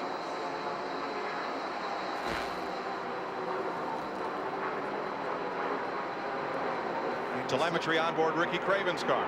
You can see 180 miles an hour going down in the corner there, 6,500 RPMs. That's John Andretti just in front of him there. They're nose to tail coming down towards the tri-oval on the front straightaway. And the car down on the track apron was Ricky Rudd, headed for the pits. And Buddy, you talked about the lower RPMs with these restrictor plate engines. When they are unrestricted, as they'll be next week at Rockingham, North Carolina, they turn those things about 8,500, sometimes to 9,000 RPMs. The Daytona 500 is annually a sellout, but there are still seats available at Rockingham, North Carolina on the 1 Mile Speedway for next Sunday's second race in the Winston Cup Tour. Bill Elliott leading a pack of cars. John Andretti driving for Richard Petty this season with Craven and the number 4 of Bobby Hamilton, who was Petty's driver last season. Musical chairs rather common in the off-season in NASCAR racing. Bill Elliott's picked up a pie plate. Sure does. You don't think he went through the drive-through on one of these pits? No. Don't go there. Now the leaders are able to get away from that second pack, Ned, because they have picked up the draft of these cars about to be lapped. We saw that happen here yesterday in the 300-miler. Some cars pulled away, and they didn't pull too far away from the pack behind them until they started lapping cars. And then when they picked up that draft, like these cars have done right here, then they really picked their speed up. Look at Earnhardt. He was trying to go high on the outside, but I think he got boxed in there. He was trying to go where Jeff Gordon didn't as they came to those lap cars. What he's trying to do is use these slow cars as the pick so he can make a move towards the lead. He's got the lead. Gordon, though, is not going to be denied. Gordon has Rusty Wallace. Earnhardt had Jeremy Mayfield. Side by side, they come down to complete the 122nd lap. Gordon at the stripe, but Earnhardt has Rusty Wallace with him. Gordon's out of the draft right now. They should go right on by him. He's leading Rusty Wallace and Jeremy Mayfield as they go right on by him down into turn 1. Jeff Gordon hanging tough on the inside, trying to get back up in line. And you said they were picking friends. Find a friend there. 2 Fords and 2 Chevrolets in the lead draft. And up front, 2 drivers who have tried a combined total of 36 Daytona 500s to find the way to victory lane. Dale Earnhardt and Rusty Wallace. Jeremy Mayfield now third, and Jeff Gordon, who has led much of this race, back to fourth. There, that blue car is Joe Nemechek, just ahead of the leaders. Nemechek was leading, made a late pit stop, came back out on the racetrack, and now he's at the tail end of the lead lap. There's Nemechek. Pulling pretty quickly, Mike, now that they've caught him, as we talked about those cars a moment ago. Once they get the sniff of that track, they really pick up. Nemechek drafting Steve Grissom.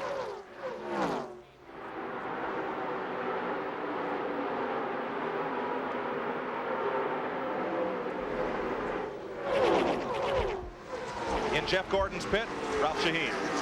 Mike, apparently push developing in the 24 car now with Jeff Gordon. They'll keep an eye on it and see if they can't get it fixed. And next time in, they're going to have to stay out as long as they can to keep him in the lead pack.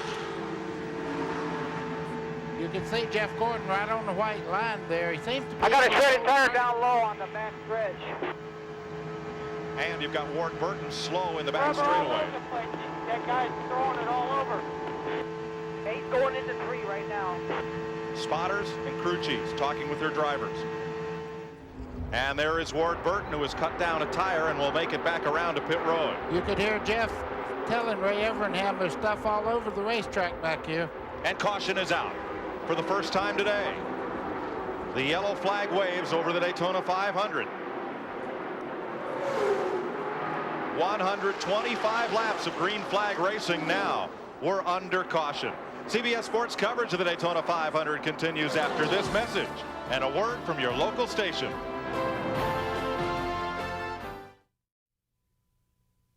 In celebration of NASCAR's 50th anniversary, CBS Sports coverage of the Daytona 500 is sponsored by Ford F-Series. The best-selling American trucks are built Ford tough.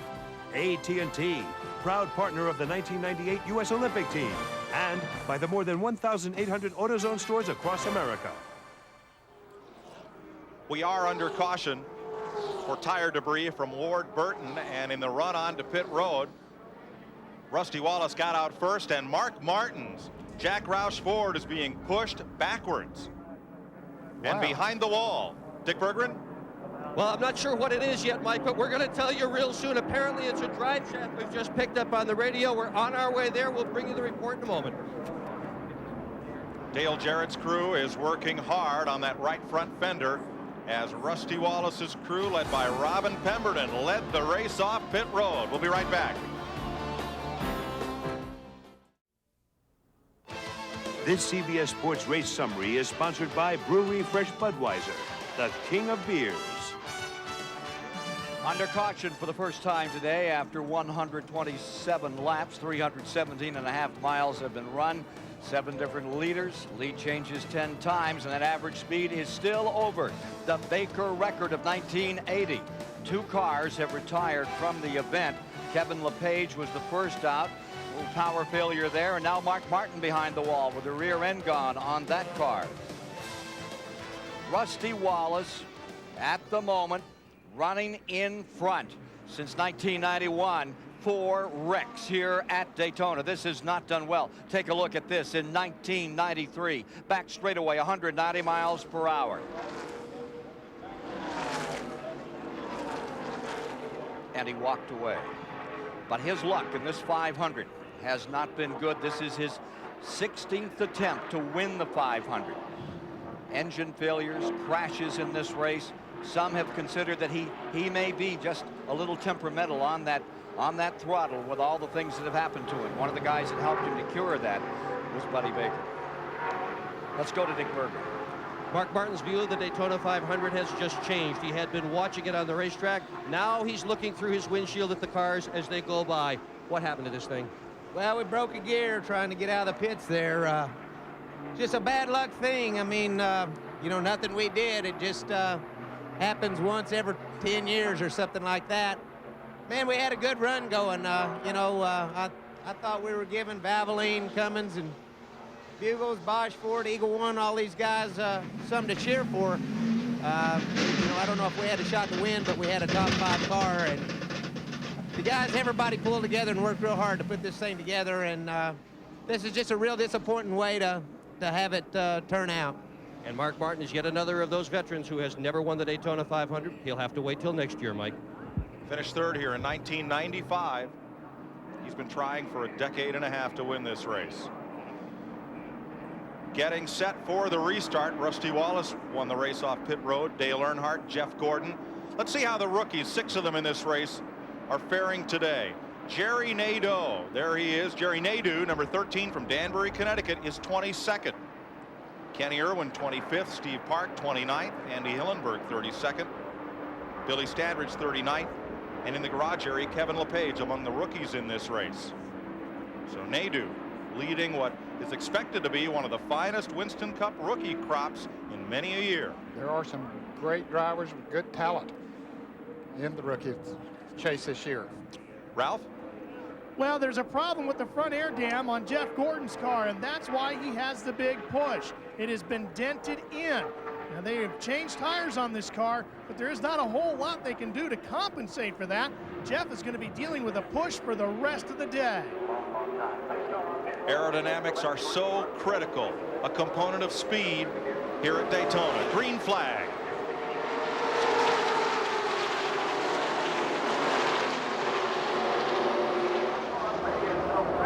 First time a Ford has led today, Rusty Wallace.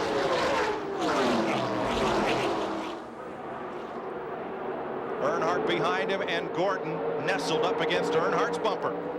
Rusty Wallace is in a bad spot right now. You see all what they're talking about right on that corner right there is bent back just a little bit on Jeff Gordon's car. That's what they're talking about being bent in.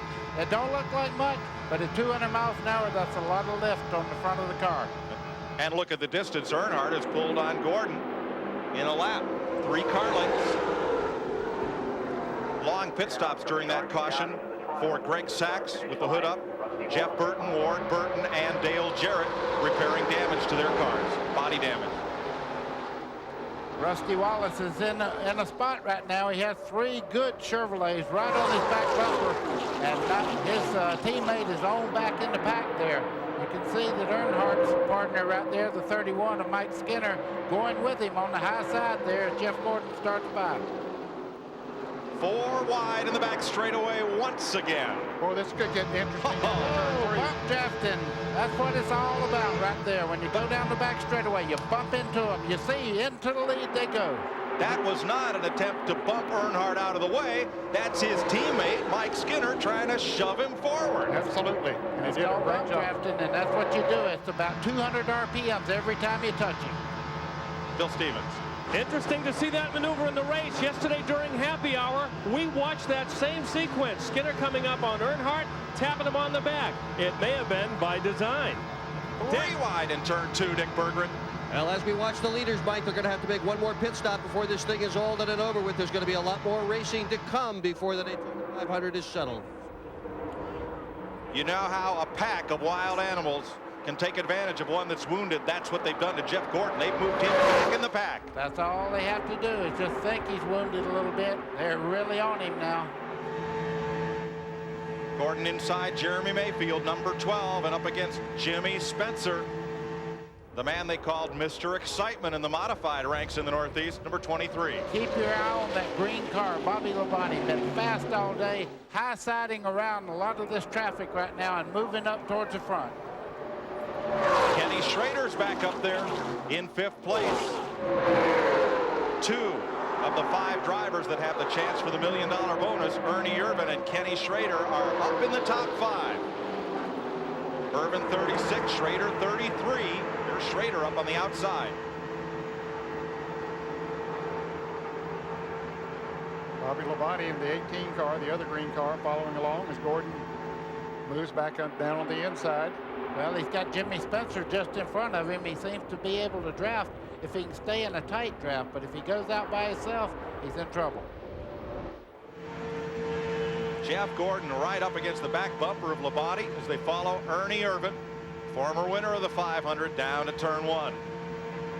See Kenny Schrader there in the 33, moving 3 wide as they head into turn 1 there. Ken Schrader started that backup car at the tail end of the field, qualified 31st, driving with a cracked sternum from a hard crash into the turn 1 wall in Thursday's qualifying race. And Schrader said, no bones are going to keep me from a shot at $2 million total to win today. Boy, I understand that. That's a career for a lot of people. He's going for it all right now.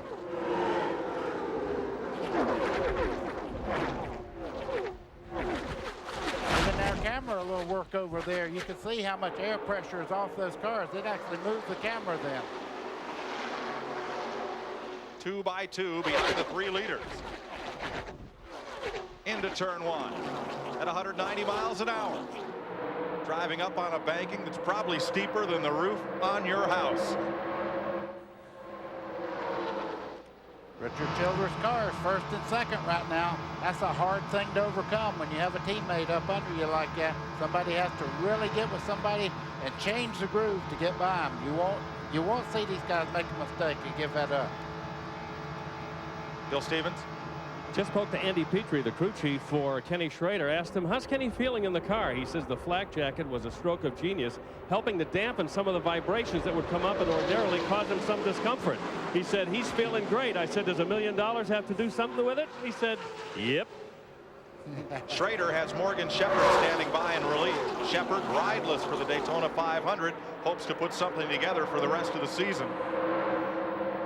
Just a second ago, Rusty Wallace was giving everybody chase around the racetrack. He's staying on the bottom side of the racetrack, and the groove moved up just a little bit. He's dropping back as we speak. 65 laps to go. Ken Squire. Heroics are such a part of the Daytona 500, and they always have been, but this ride by Schrader should not be discounted. Imagine fracturing your sternum 3 days ago in a 185-mile-an-hour crash. He qualified 31st. He had to go to his second car, started 43rd. He's driven this thing right up into the top 5 once again. This is truly a heroic performance, and that car rides like a buckboard. The way they have these Chevrolets designed to run this track this year, you feel every bump. You feel every crevice on the track. He was telling me he was going to get a new dentist because he had so many fillings he'd have to replace after 500 miles. Imagine how he must feel right now. But there's no pain for Schrader. It's like Earnhardt coming back after that terrible crash at Talladega and sitting on the pole at Sears Point, California. These people are special. Gotta wonder what $2 million feels like. Well, you can ask Ernie Irvin. He's one of them that's trying right now, and he's moving up beside the team car of Dale Earnhardt. Mike Skinner, you can see he has a good draft on the bottom side of the racetrack. He's going to take it away from Skinner, and this is a whole new ball game. Ernie Irvin told me last night no one driver could win this race by himself. You had to have help and the draft. We'll be right back to Daytona after this.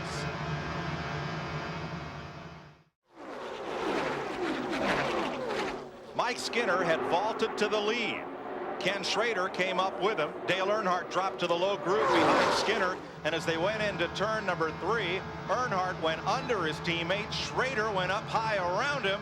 Skinner got kicked back to third. Earnhardt's back in the lead. Schrader's second. You know what that's called? One winner for the Daytona 500. You have to go when you have the chance. That's Ernie Irvin down on the inside, trying to get something going. Rusty Wallace working with him. After that caution, the cars were all bunched up together, and that's where they're still running. Some of these cars are a lap down. There are still 17, 18 cars on the lead lap. Earnhardt and Schrader, how many times have they run side by side together? I hate to say this, but when you get them bunched up like this, anything can happen. Earnhardt to the inside, wants the lead back.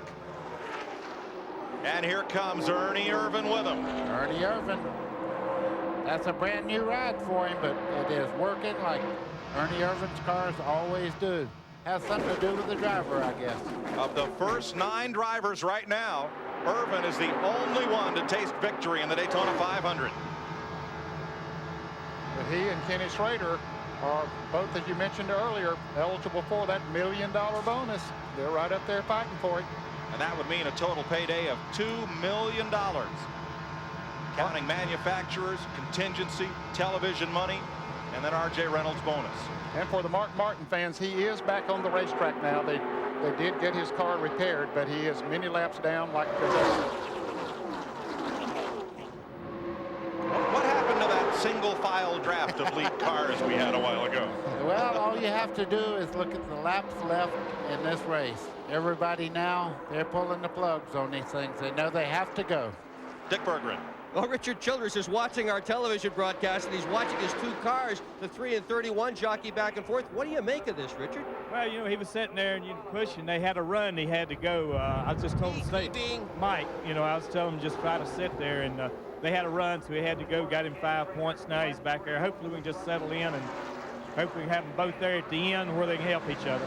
Who's supposed to win this thing, the 31 Skinner or the 3 Earnhardt? Well, you know, a car owner is kind of like two kids. Who do you want to give a piece of candy to? But, you know, my heart's got to be with Dale Earnhardt, but we all owe it to Lowe's and everybody with Mike Skinner. If he's got a chance to win, he's got to try to win it. Well, there's a diplomatic answer for you, Mike. It certainly is, from the owner of a two-car team. Half-Lack trivia question. Who has started the most Daytona 500s before winning the great race? Buddy Baker, 18. I was about to say Darrell Waltrip, but Darrell he won it in his 17th year, I believe. Well, he won it in his 18th start. And look here, 3 wide out in the Ned, trial this is here. not trivia here. This is the real thing. 3 wide at 200 miles an hour through the tri-oval. And that is a turn there. It is a turn, and Dick Trickle's in the middle. They're still 3 wide.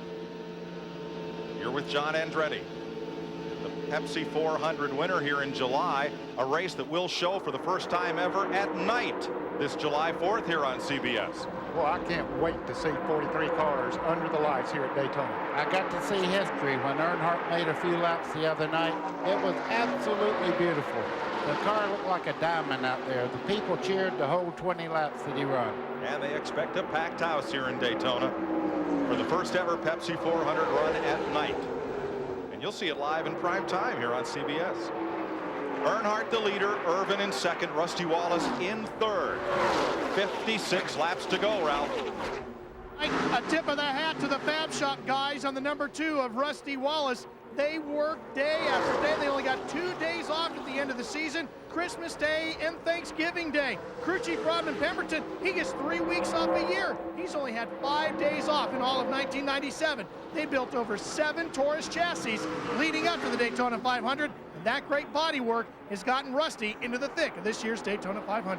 Now that inside lane is moving forward, Ralph, and the reason is Mark Martin, the lapped car up ahead. Earnhardt could sniff out a draft off that white and blue machine of Martin. I'm watching all these guys right now. Outside line's fast 1 lap, inside lane is fast 1 time. The biggest thing right now, you don't only have Earnhardt with a lot of help, other people are getting great tows around the racetrack. Back down to turn 1, 146 laps complete. Bill? I just spoke to Ryan Pemberton, the crew chief for Ernie Irvin. I said, are you starting to make some deals on who's going to run with you for the finish? He says, nope, it's happening too fast. 135 miles to go.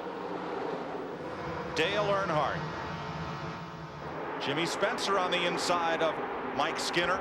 Number 23 Spencer, number 9 Lake Speed, number 90 Dick Trickle. And Mark Martin 1 lap down, trying to stay away and out of the way of the contenders to win this race. That's exactly what he's doing. A true champion type driver to never create a problem as close to the end of the most important race these guys run. Still got over 50 laps. 3 wide. 50 to go. Down there at the start-finish line. That's Dale Earnhardt's team communicating with their driver. 53 laps to run. From this point in the race on, Dale Earnhardt's led this lap, lap 148, and every other lap in the rest of this race, 1 year or another, except lap 200. That's Larry McReynolds in the upper right. Well, Earnhardt's running super well, but just behind him is a young guy on the move right now, Jeremy Mayfield.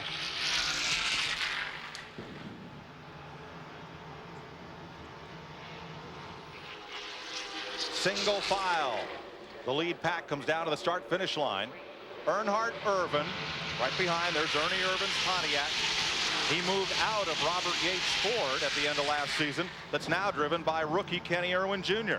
Jeremy Mayfield is third. Rusty Wallace fourth. Teammates: Ken Schrader fifth. Jeff Gordon in sixth. Mike Skinner, Jimmy Spencer, Bobby Labonte, John Andretti, the top 10. We'll be right back.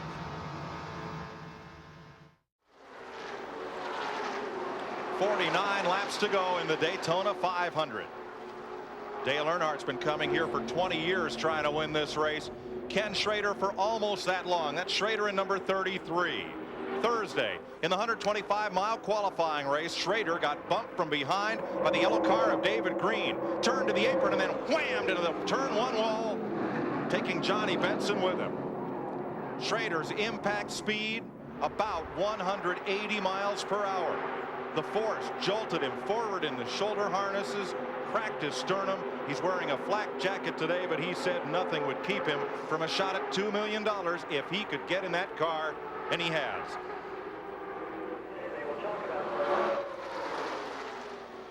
Coming up next, men's ice hockey and figure skating from the Olympic Winter Games in Nagano, Japan.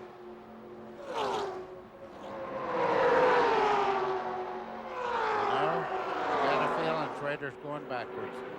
He's starting to push in the center part of the corner. Gordon's coming forwards. Yeah. Jeff Gordon is on the inside of Kenny Schrader's 33. And Schrader may drop to the tail of his lead draft as Mike Skinner goes past as well.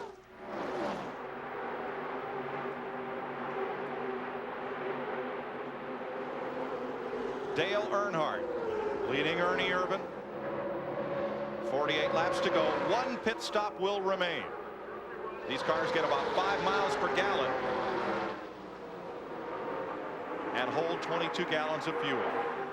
Mike, I think Jeff Gordon may have changed his driving style just a little bit. That car seems to be working on the bottom of the racetrack again. He was pushing out a little bit, getting into turn one not too long ago. Looks to be working quite well. He's moving back up on the lead cars now. These are the two leaders. You're just perched on the back bumper of Dale Earnhardt Chevrolet, looking back there at Ernie Irvan. Jeremy Mayfield, the youngster from Kentucky. His teammate, Rusty Wallace, and Jeff Gordon. He was thinking about making a move. Look at Mike Skinner. He's looking on the outside of Jeff Gordon. I don't believe he's going to be able to pull that one off yet.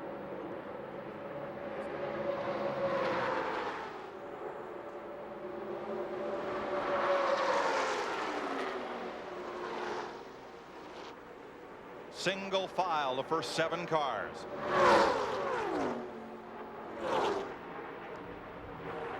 Right in the middle of that group, Jeremy Mayfield, 5th start in this race.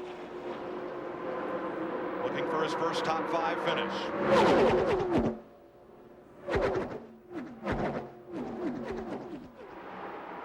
Still a lot of jostling back in the pack and a lot of drivers that won't give up on their chance to win the 500, but they have to catch this pack to do it. Yeah, it looks like that second group, they look like they're closing in on the leaders just a little bit. Jimmy Spencer's pulling that second group right on up through there. John Andretti's right with him. You can see there's about a 15-car length difference, but they are coming like a storm right now. Right now, we've run far enough that if I got a caution here the next 5 or 6 laps or something, probably just going and do 4. It's like we've run far enough and got far enough to go. And I about bet Andy, I don't know. What McReynolds is saying, they may get 4 tires on this last pit stop. When he says, Andy, I don't know, it means he hasn't talked to Andy Petrie, who owns Ken Schrader's car. Now, not only can we listen in on these teams, but a lot of fans in the stands have scanners. They can listen to all of that team communication. Don't know of any other sport where you can do that. As the event unfolds, find out all the strategy firsthand, but you can do it in NASCAR racing. There's Buddy Baker's record for the race, 177.6, and they're running almost right on that record pace today.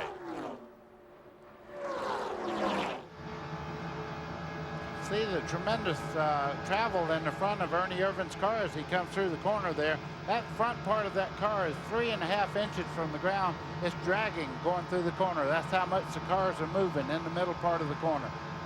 The Pontiacs are, because of the rules, are able to run a little bit lower balance than the Fords and the Chevrolets.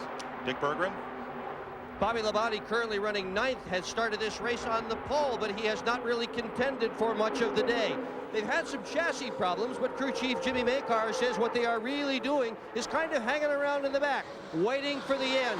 He says the car will be strong enough after this next pit stop to contend for the win. Contending for the win right now, Jeremy Mayfield from Owensboro, Kentucky. That number 12 moves up to 2nd place. Team cars working together. Jeremy Mayfield's getting a great tow. You see right now, Rusty Wallace, his teammate, right behind him. They just moved up there, went right by Ernie Irvan, took over 2nd and 3rd place. Those 2 cars are even painted alike. Only the decals are different. Here's Bobby Labonte trying to bring that group back up through. There's Mayfield, number 12, Wallace, number 2. And Gordon now has moved up to 4th place. Mayfield pulling in on Earnhardt, the race leader. 5th appearance in this race. Drove for the Sadler brothers. Drove twice here for Cale Yarborough. Got a top 20 finish out of it. And last year for this team, Mayfield finished 6th in this race.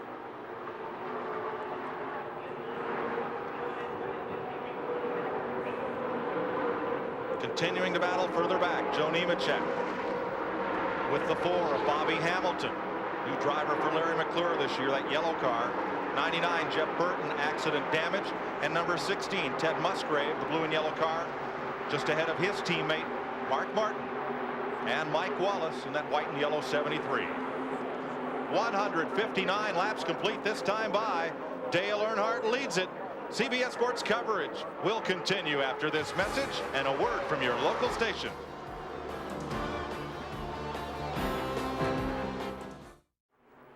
Cam, if you guys can get 162 laps complete, 38 to go next time by. Dale Earnhardt leading Jeremy Mayfield and his teammate Rusty Wallace. Larry McReynolds and Ray Evernham on the left. McReynolds, crew chief for Earnhardt. McReynolds won this race with Davey Allison. Ray Evernham won it last year with Jeff Gordon. Talking race strategy and mainly when to make the final pit stop. And what to do on that final pit stop. Do you just put fuel in? Do you take 2 tires? Do you take 4 tires? I wouldn't be surprised to see a splash and go this close to the end. For somebody, yeah, or maybe all of them. Jeff Burton has come back to pit road. Word from the scanner is they may have lost an engine on Burton's number 99. A lot of smoke from under the hood. And also being pushed back towards the garage is the car number 1 of rookie driver Steve Park. He's going to be out of it. I better explain what a splash and go is. That's about 2 gallons of fuel and just going right back on the racetrack as fast as you can. Ralph? Well, Larry McReynolds told Ray Evernham he would be back in about lap 170, which is just about 7 laps from now, to figure out exactly what they're going to do. We have also seen members of Kenny Schrader's team down here as well, Dick Berggren. Yeah, we've also had Robin Pemberton down here. He is in right now. Earnhardt's pit. Have you guys cut a deal? There are no deals. We're just discussing some things right now. How many tires are you going to take when you pit in? When will you pit? We don't know what we're going to do yet. We're discussing things. That's coy.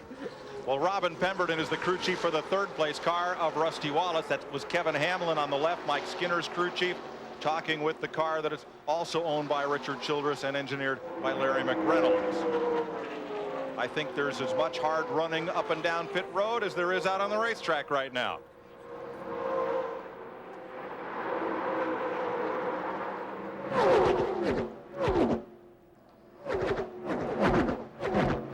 Well, the drama continues to build. It does that because just behind these lead cars that we're looking at right now, Bobby Labonte, Jimmy Spencer, and a few other cars are moving in on this lead draft. It may be a 15-car shootout once they make their pit stops because they're really catching the lead group. Rick Mast running here for car owner Butch Mock, and he is presently posted 29th. Mast is 3 laps down. He didn't make the race last year, and he said that took 10 years off his life. He says, I know when I die of natural causes, if it hadn't been for missing that race, I'd have lived another 10 years. Boy, it is tough to miss a race. There's no doubt about it. He was so proud to be able to get in this race this year. Had to race his way into it on Thursday. Pole sitter for the first Brickyard 400. Dale Earnhardt has won 30 races at Daytona, counting the International Race of Champions, 7 wins in the Saturday 300 Grand National Race, never on Sunday for the Daytona 500. I tell you, with the luck that Dale Earnhardt's had here in Daytona for the 500, a creak in the back of that car would sound like a cowbell to him. I guarantee you, he's sitting there wondering, is something else going to happen to me? Dick Berggren. Well, subject to change when Larry McReynolds radioed to Dale Earnhardt on lap 165. We're coming in 15 laps. They can go almost all the way to the end. That's 200 laps on the fuel that they've got. But at least right now, the strategy is come in before them. Last year, Earnhardt in contention to win, flipped over with 11 laps to go. And there's a Ford crew chief and a Chevy crew chief having a conversation. On the left is Robin Pemberton. Crew chief for Rusty Wallace. Now neither one of their drivers have won this race in years of trying. 2 years ago, Earnhardt started on the pole, finished a close second. 3 years ago, settled for second. 4 years ago, lost the lead draft. 5 years ago, lost it in the final lap. Crashed 6 years ago. 7 years ago, limped home as the race ended under caution. And I could go on through 19 years of trying. Mike, I was just looking over turn 1, and the black skies are over there. I'm sure these drivers are starting to look at it and say, man, this thing might end before the end of the race, because it is getting dark over there. Everybody has to be aware of bad weather. And if they get a report that there are showers in that area, then that's going to make a difference in these pit stops. They'll go as long as they possibly can. Maybe some of them will go too long. Even in 1980, when Buddy Baker won this race, Earnhardt was running with Baker in the final laps when the pit crew left one lug nut off during the final stop, and he had to come back to pit road, dropping a lap off the pace. Earnhardt has lost this race every which way you can, and usually in the closing laps.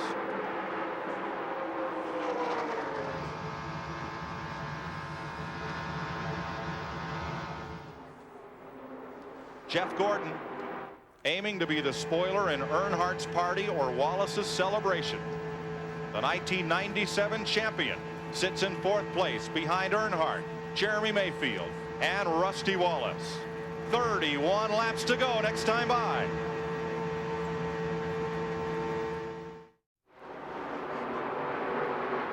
Working 172 laps, 430 miles complete. The story is Earnhardt striving, struggling to finally win this 500.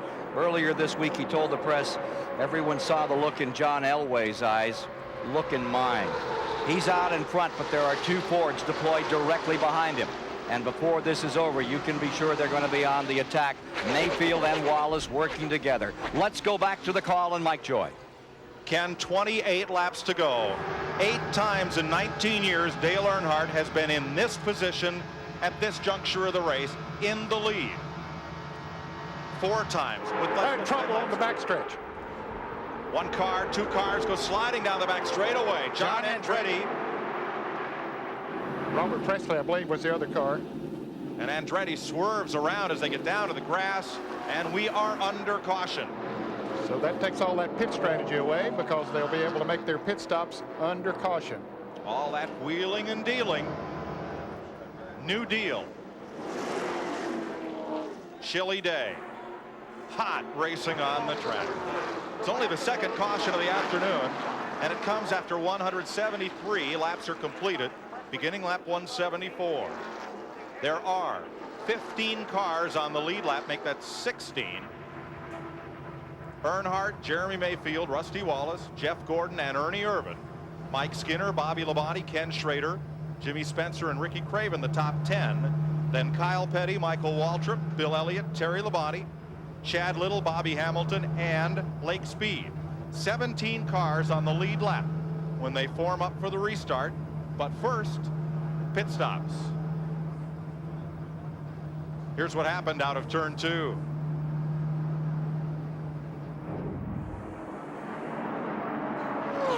You can see that the 43 car of Andretti came up awfully fast on the 77 car of Robert Presley. They got together and spin down to the inside of the racetrack. Everybody else goes by.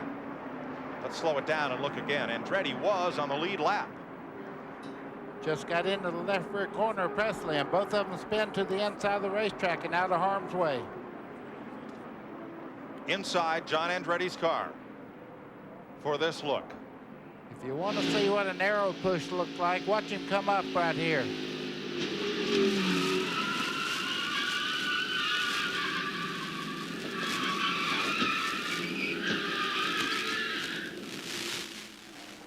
Quickly gets to those gears and gets it on out of there. He has made a pit stop. And that makes me pretty proud of my Sunday job up here.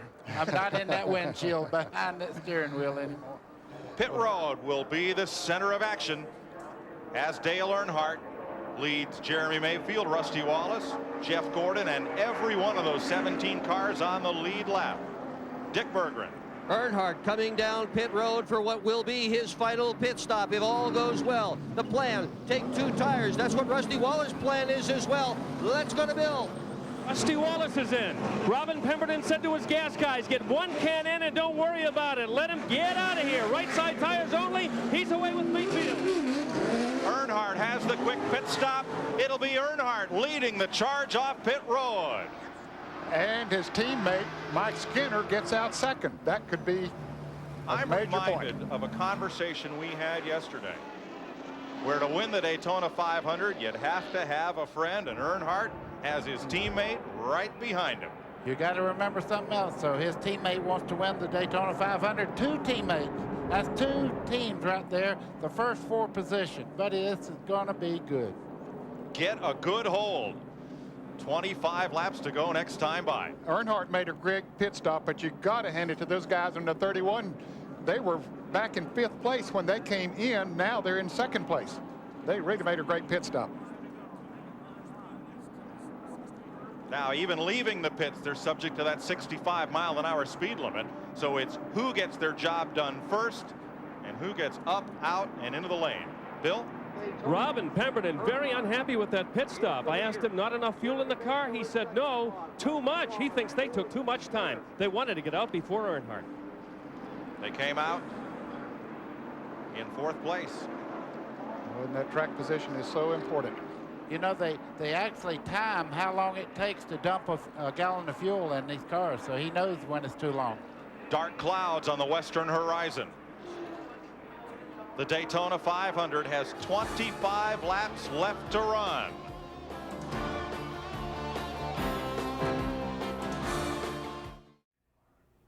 This CBS Sports Race Summary is sponsored by Texaco, a world of energy. As we get down to the last 25 laps at 174, 435 miles complete, 8 different leaders. Lead changes 13 times.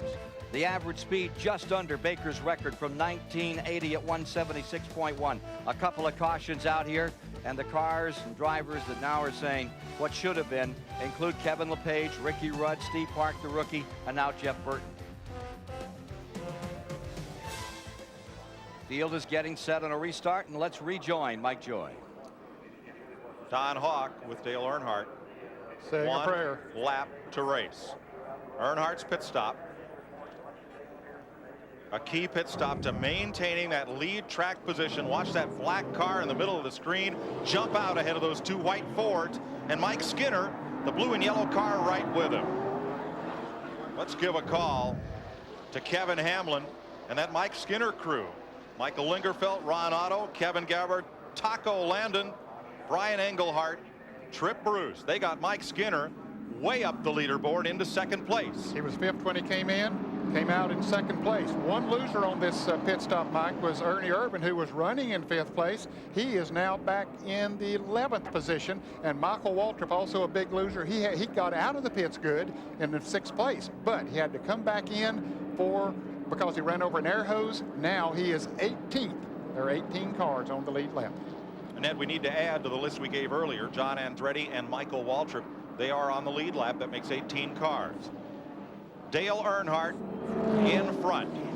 24 laps to go. Buddy, how do you win this race if you're not in Dale Earnhardt's position? Well, the first thing you have to do is, you can tell they're teaming up right now. There's a lot of these guys that know that they have to draft right now. You wait till about 5 laps to go, really make a run. But hey, if that door opens up right now, those team cars will go right by Earnhardt and try to put him back here and worry about him getting back to the front. Both those 2 lead Chevys using the new General Motors SB2 small block engine, and Ned, 2 Ford Tauruses right behind them, answering a question we had at the top of the day. The Tauruses can run. Yes, they can. They certainly can run in the draft. They haven't led that much today, but they certainly can run in the draft. And if 2 of them get hooked up together against those 2 Chevrolets, it's going to be interesting. However, I think it's going to be very hard to pass Dale Earnhardt and to Mike Skinner. Ken Squire. Dale Earnhardt has said this week, it's a game of chance in terms of who's working with you and how you get where you want to be. He's where he wants to be now for sure, with teammate Mike Skinner right behind, going under green. right behind. Skinner is shoving Earnhardt toward turn 1. Almost got his car loose, Mike. He was so much up under him and actually pushing. Lead lap cars in the outside lane. Cars 1 or more laps down, including number 40 Marlin down on the inside. Rusty Wallace got a terrible start there. He's not up to his teammate where he should be, but Jeff Gordon's right on his back bumper. They ought to be able to pull up. That's a lap car there, the 40 car that you could see of Sterling Marlin that pulled right up into the draft there. 23-lap gang fight, and Jeremy Mayfield's gang has not yet shown up. He's the only Ford in the front of that pack. He's had a good car all day. He has drafted well, has driven it well. Now Rusty Wallace is back there with him. 2 Chevys and 2 Fords and 3 abreast behind them. Jimmy Spencer in the middle. Don't count out that green car there. Bobby Labonte right now. He's one of the guys that can make $2 million if he wins today. And here's a challenge going down into turn 1. The Fords move on the inside of Skinner. They take away Earnhardt's drafting partner. Mike Skinner kicked up high, clotheslined out of the draft by himself. Here they come underneath him. You see Bobby Labonte there on the inside. You can see that Skinner's fighting back on the outside. Bobby right by himself. That's not a good place to be. Behind us. Did he get to third? Did he get to third? Where'd he get to? Sounded like Ray Evernham talking to Jeff Gordon. He got to 4th is where he got to. And Bobby Labonte is still running side by side with Mike Skinner back there. That's not good. Well, the first 4 broke away just a little bit. They still got 22 laps. Remember that air dam. That is Ray Evernham telling Jeff Gordon that air dam is bent up. Stay in line as long as you possibly can and take advantage of the draft off the car ahead of you. Jerry Nadeau, number 13 in the middle of the pack. He's the highest rookie in the race right now. 1 lap down in 22nd spot. Great debut for the road racer from Connecticut. Mark Martin's wounded car way down to the inside. Getting out of the way. He knows he's laps down. He's just letting these guys go after it. Buddy, how tense is it to be this late in a race in the middle of a pack like this? Well, you see Bobby Labonte in the green car there. He has Jimmy Spencer and all. The tension is unbelievable because you're doing everything you possibly can, inside, outside, trying to get somebody to go with you. Coming up on Mike Skinner, he's trying to make a move there. You see him go inside, got cut off, went right back to the outside. They're not waiting anymore. They're making their moves. Out of turn 2, Earnhardt leads 2 Fords and a Chevrolet. Jeff Gordon, the defending champion, in 4th. 7 times at this point in the race. With 20 laps to go, Earnhardt has been the leader. He still has yet to find the key to the gate that opens to victory lane in the Daytona 500. And it's been 59 Winston Cup races since Earnhardt has had a victory on NASCAR's senior circuit. 3 abreast further back. Rookie Kenny Irwin in between Jeff Bodine and Ricky Craven. Ned, those 2 Fords are linked up behind Dale Earnhardt. Now, each time they've gone to turn 1, there's Rusty Wallace. He's darted inside, he's darted outside.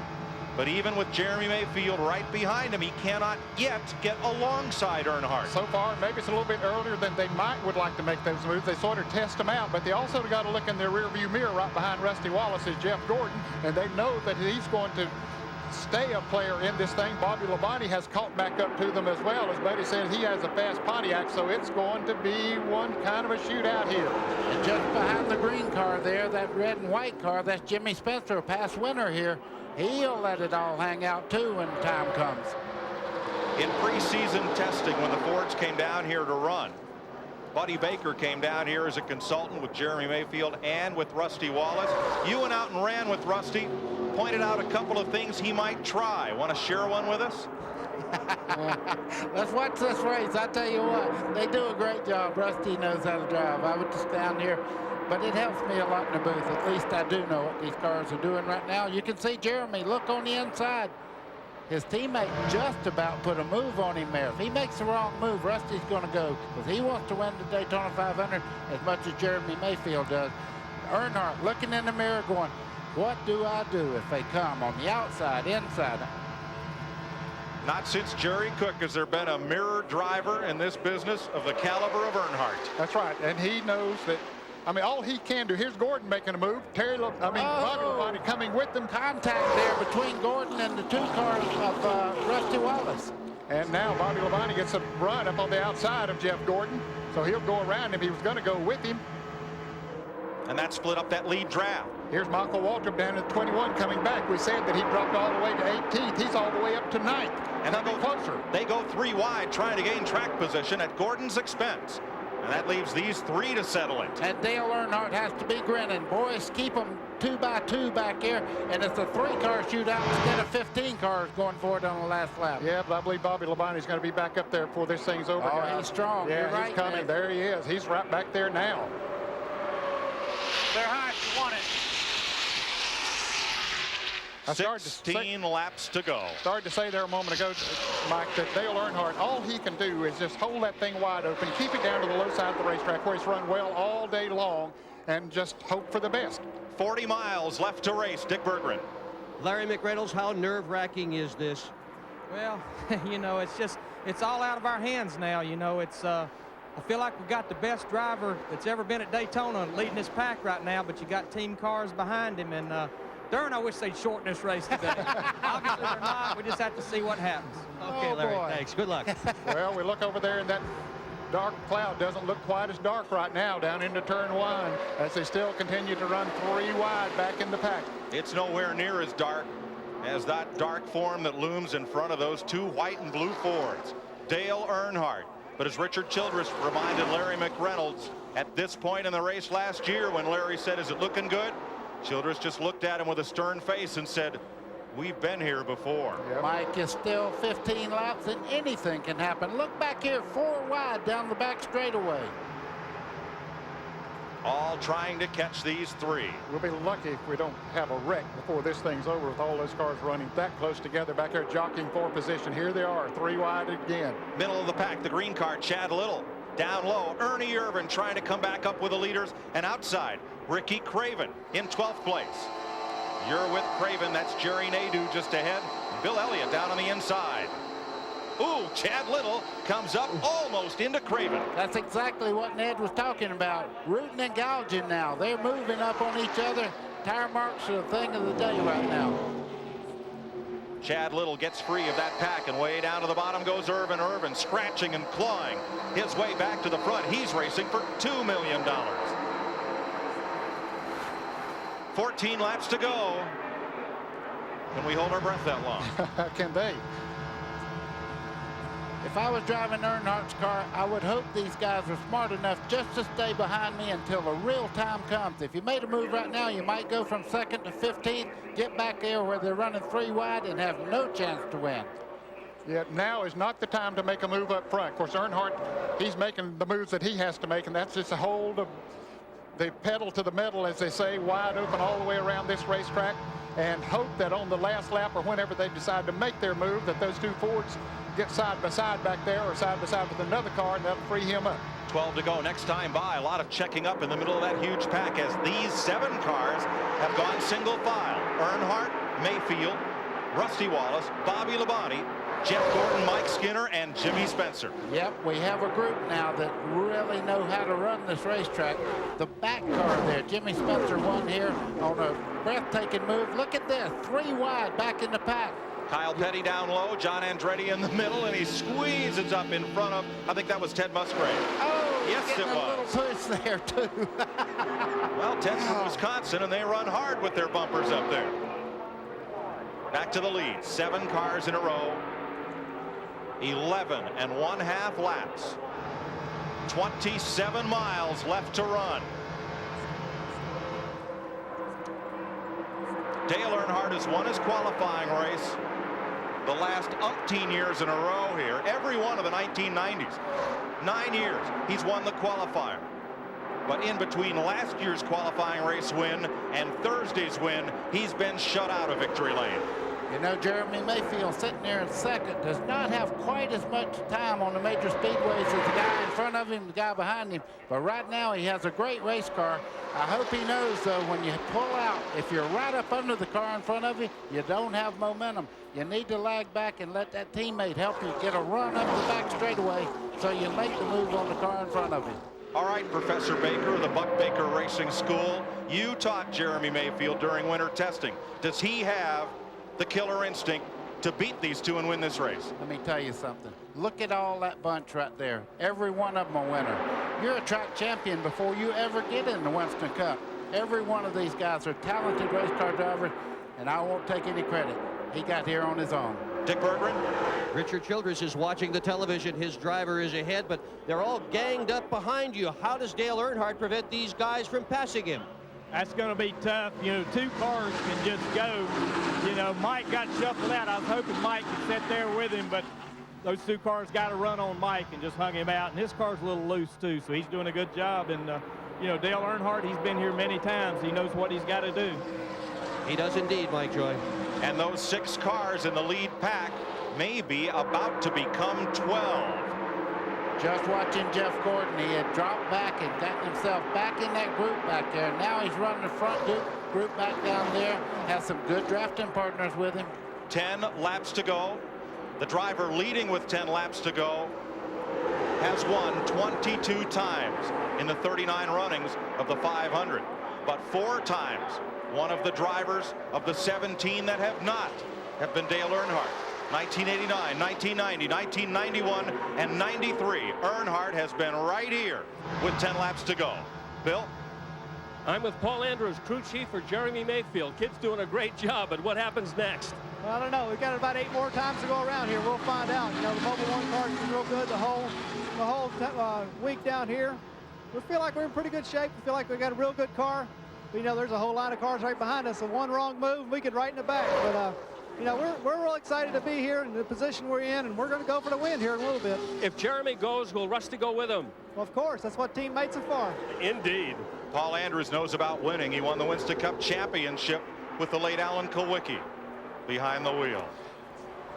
They're still running average laps of almost 188 miles an hour, and they're getting close to that 500-mile mark. 8 laps to go. 20 miles, buddy. Guys, it hadn't been long. We had 4 cars in a breakaway draft. You have many cars now in contention. You see Rusty pushing up a little bit. Bobby Labonte looking on the inside as they head down the back straightaway. Labonte has Jeff Gordon with him. Mike Skinner to the inside. Rusty Wallace goes down like Cale Yarborough and Donnie Allison did on the last lap in 79. And here is Bobby Labonte on the outside, the green car. Jeremy Mayfield fighting back on the inside there. Jeff Gordon just up under him as they come down towards the front straightaway. It's a dogfight as these guys, Jimmy Spencer makes contact there. They're not going to wait for one to go. 7 laps to go. Here comes Mayfield right up against the bumper of Earnhardt again. Whoa. Right up under, but here comes Gordon now. Where did he come from? Gordon fighting on the outside. If he gets up under, look at this dogfight off turn 2 as they go down this long back straightaway. Wallace on the inside. Labonte way up on the outside, and somebody got shot out of the middle like a hot dog flying out of the bun. Here comes the teammates on the inside trying to drive by. Jeff Gordon going into turn 2. Give it to Mayfield. They had got separated there for just a moment now as they come off of turn 4. Mayfield is right back there again, sticking his nose of his Ford right up under Dale Earnhardt's Chevrolet. 6 to go, baby. Remember what you told me a year ago. Don't let them get a run on you. Gordon on the outside, buddy. Can he get there? We have a situation here. We have 2 groups that are running very well on the high side of the racetrack. I don't think there is such a thing as a great line around the racetrack right now.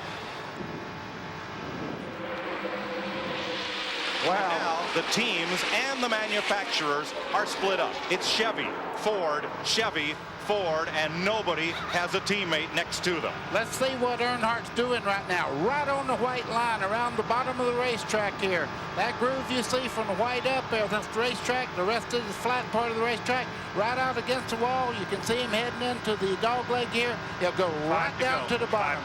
He's protecting that low line. Now he'll come back out here. Ray Evernham tells his driver, Jeff Gordon, 5 laps to go. And look, 16 cars are in contention to win the Daytona 500. Remember 1979, when going into turn 3, Cale Yarborough and Donnie Allison crashed. Richard Petty was in turn 1 at the time, and led Darrell Waltrip and A.J. Foyt to the checkered flag. You don't need to be on the front of this train to win, but it sure helps. Lady, we feel just like you do up here in the broadcasting booth. Not a one of us are sitting down. I just got out of my chair, as a matter of fact. Off turn 4, where David Pearson and Richard Petty crashed on the last lap of the 500 in 1976. Pearson limping across with the victory. Everybody's trying to get themselves in position. They know that they're back there in 5th or 6th place. They're not in position to win the Daytona 500. Bobby Labonte is in a bad position there right now, running side by side with another car. Ernie Irvin has worked his way back into contention right now. He's under Bobby Labonte. That's the group running side by side back there. That's not a good thing with just few laps to go, though. Going to be 3 laps to go. Down to the inside comes one of those Fords. They're 3 abreast once again. Rusty made the pass on Jeff Gordon down the back straightaway. Now the car in front of him's a teammate. If they work together, they could have a chance at Earnhardt near the end here. And Buddy, he made that pass without the help of another car right on his bumper. That was pretty impressive. 3 laps to go. Any one of these cars could win it. Earnhardt, Mayfield, Wallace, Schrader, Bobby Labonte in prime position. Jimmy Spencer coming up on the inside. There's Labonte trying to go on the outside of Rusty Wallace off of turn 2. Can he make that pass? And also, Ned, he split Rusty from his teammate Mayfield. Jeff Gordon's dropping back. That looks like a problem on Gordon's car. He's completely out of contention here. Into turn 3, where Leroy Yarborough beat Charlie Glotzbeck on the last lap in 1969. Look at Bobby Labonte coming up on the outside by himself. He got a little help from Jimmy Spencer. Oh, Jimmy Spencer. Spencer bounces off the wall, keeps on trucking. 2 laps to go. Big time hit by Spencer, but I told you Bobby Labonte was moving just a little while ago.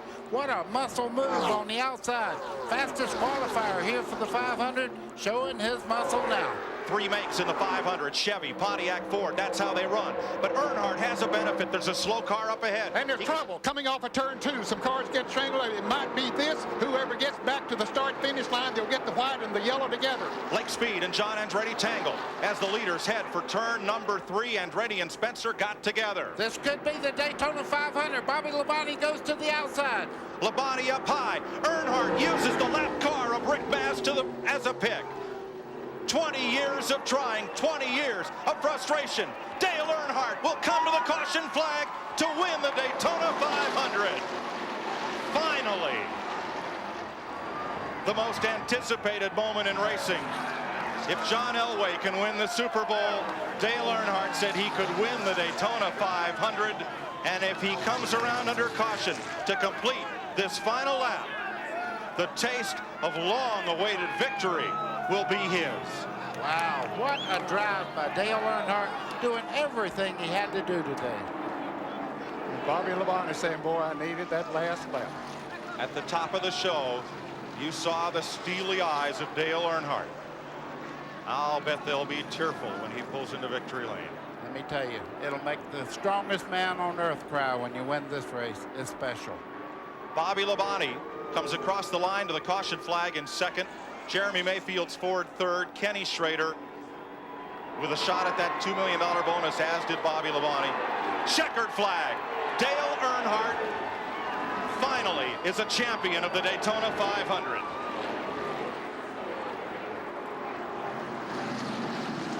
Larry McReynolds, for the 2nd time in this great race, will go to victory lane, once with the late Davey Allison and today with Earnhardt.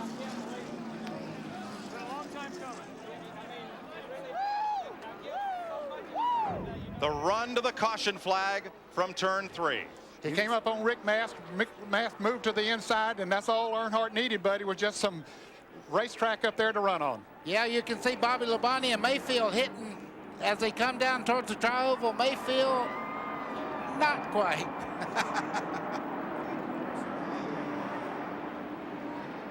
There's the crew, Larry McReynolds and his team looking at Earnhardt. Big hug from Richard Childress, the car owner. What a chance to win the 8th championship. Momentum. Richard Childress, you have tried so hard, so long, you have done it. What is it like to finally win the Daytona 500? Unbelievable, unbelievable. You know, this team this year, we took all winter, and I can't say enough about Dale Earnhardt, Jim Goodwrench has stood behind us, and most of all, our race fans. Unbelievable. And there are people in this victory area that are in tears. They used to boo Dale Earnhardt when he was winning too much. That'll happen if you dominate any sport. But today, when they introduced the Intimidator, the crowd was full of cheers. I think everyone, if their favorite driver couldn't win the Daytona 500, they wanted to see this man drive to victory lane. You pull up for the check of the spoiler. One of the NASCAR officials crawls underneath the car. 71st career Winston Cup victory for the second-generation driver and 7-time national champion. He said it to make a big man cry. Here's Chocolate Myers of Earnhardt's crew. Well, it don't get any bigger, but I tell you what, I feel about the same way. Look out on pit road. Every man on every crew has come out to the edge of pit lane to congratulate the man who has dominated everything there is to win in this sport, except this race, until today. That's great. There was Todd Parrott, Dale Jarrett's crew chief, other members, other team members of other. Andy Petrie was there. And this will be the longest receiving line in the history of celebrations. Wow. Yep, I've never seen that, Mike. Not that many. Normally we'll see 2 or 3 or 4 teams come out there, but this is something. Yeah, I was going to say the same thing. I had about 10 teams come out when I won this one, but look at this. Everybody knows what it means to the man that's done everything to finally get the Daytona 500. There's Derek Cope, or rather Ernie Irvin's crew. There's NASCAR officials out there. There's Robert Presley's crew, Ricky Craven's team. NASCAR officials. He's shaking everybody's hand, too, if you notice. 59 races since he's been to victory lane. 19 Daytona 500s.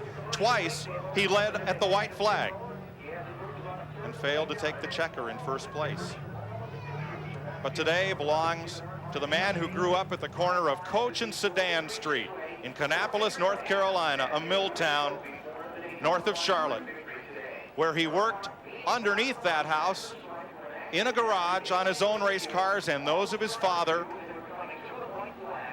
to become one of NASCAR's 2 greatest champions. He and Richard Petty, the only 2 drivers with 7 Winston Cups on their trophy shelf. Mike, he's a long ways from victory circle yet, and the crowd's building. And Earnhardt, along with Bobby Labonte, Jeremy Mayfield, Rusty Wallace, and again Ken Schrader, will have a shot at that R.J. Reynolds $1 million bonus when they post it next time later this season. Last year at Darlington, South Carolina, some question Earnhardt's ability to go 500 miles when he blanked out on the first lap at Darlington, South Carolina, and had to climb from the car and go to the care center. Watch this circle. He's going to spin out. There goes the grass. Yeah. Goodbye. A smoke show. Well, the fellow who drives his Craftsman truck, Ron Hornaday, likes to do when he celebrates a victory. And now look at that throng. Can he get to victory lane from here? He's going to have a lot of help from a lot of security people to get there, guys. it looks like. I want to hear what he has to say. Don't worry. He's won at this racetrack 30 times. He, better than anyone, knows the way to victory lane.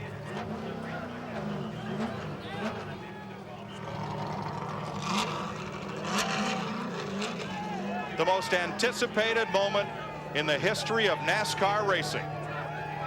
Dale Earnhardt rolling into victory lane in the Daytona 500.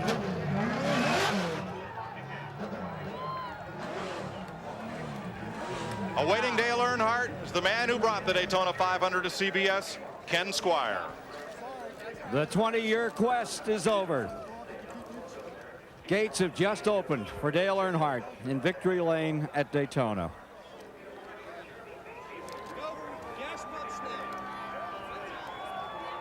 Here's his wife, Teresa, coming to speak to him. One for Dale Earnhardt, perhaps one for Neil Bonnet as well. About to ratchet himself out of this beautifully prepared car. He said patience was what it was going to take, and patience is what he gave it. All right, getting on the hat.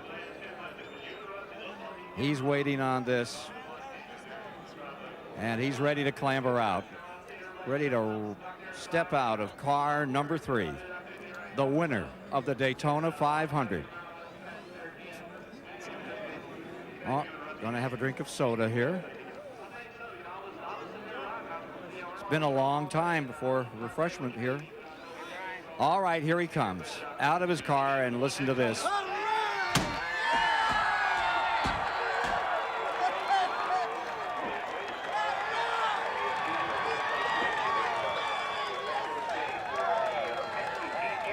Two decades he's waited for this moment, and it's here, and everybody gets a bath.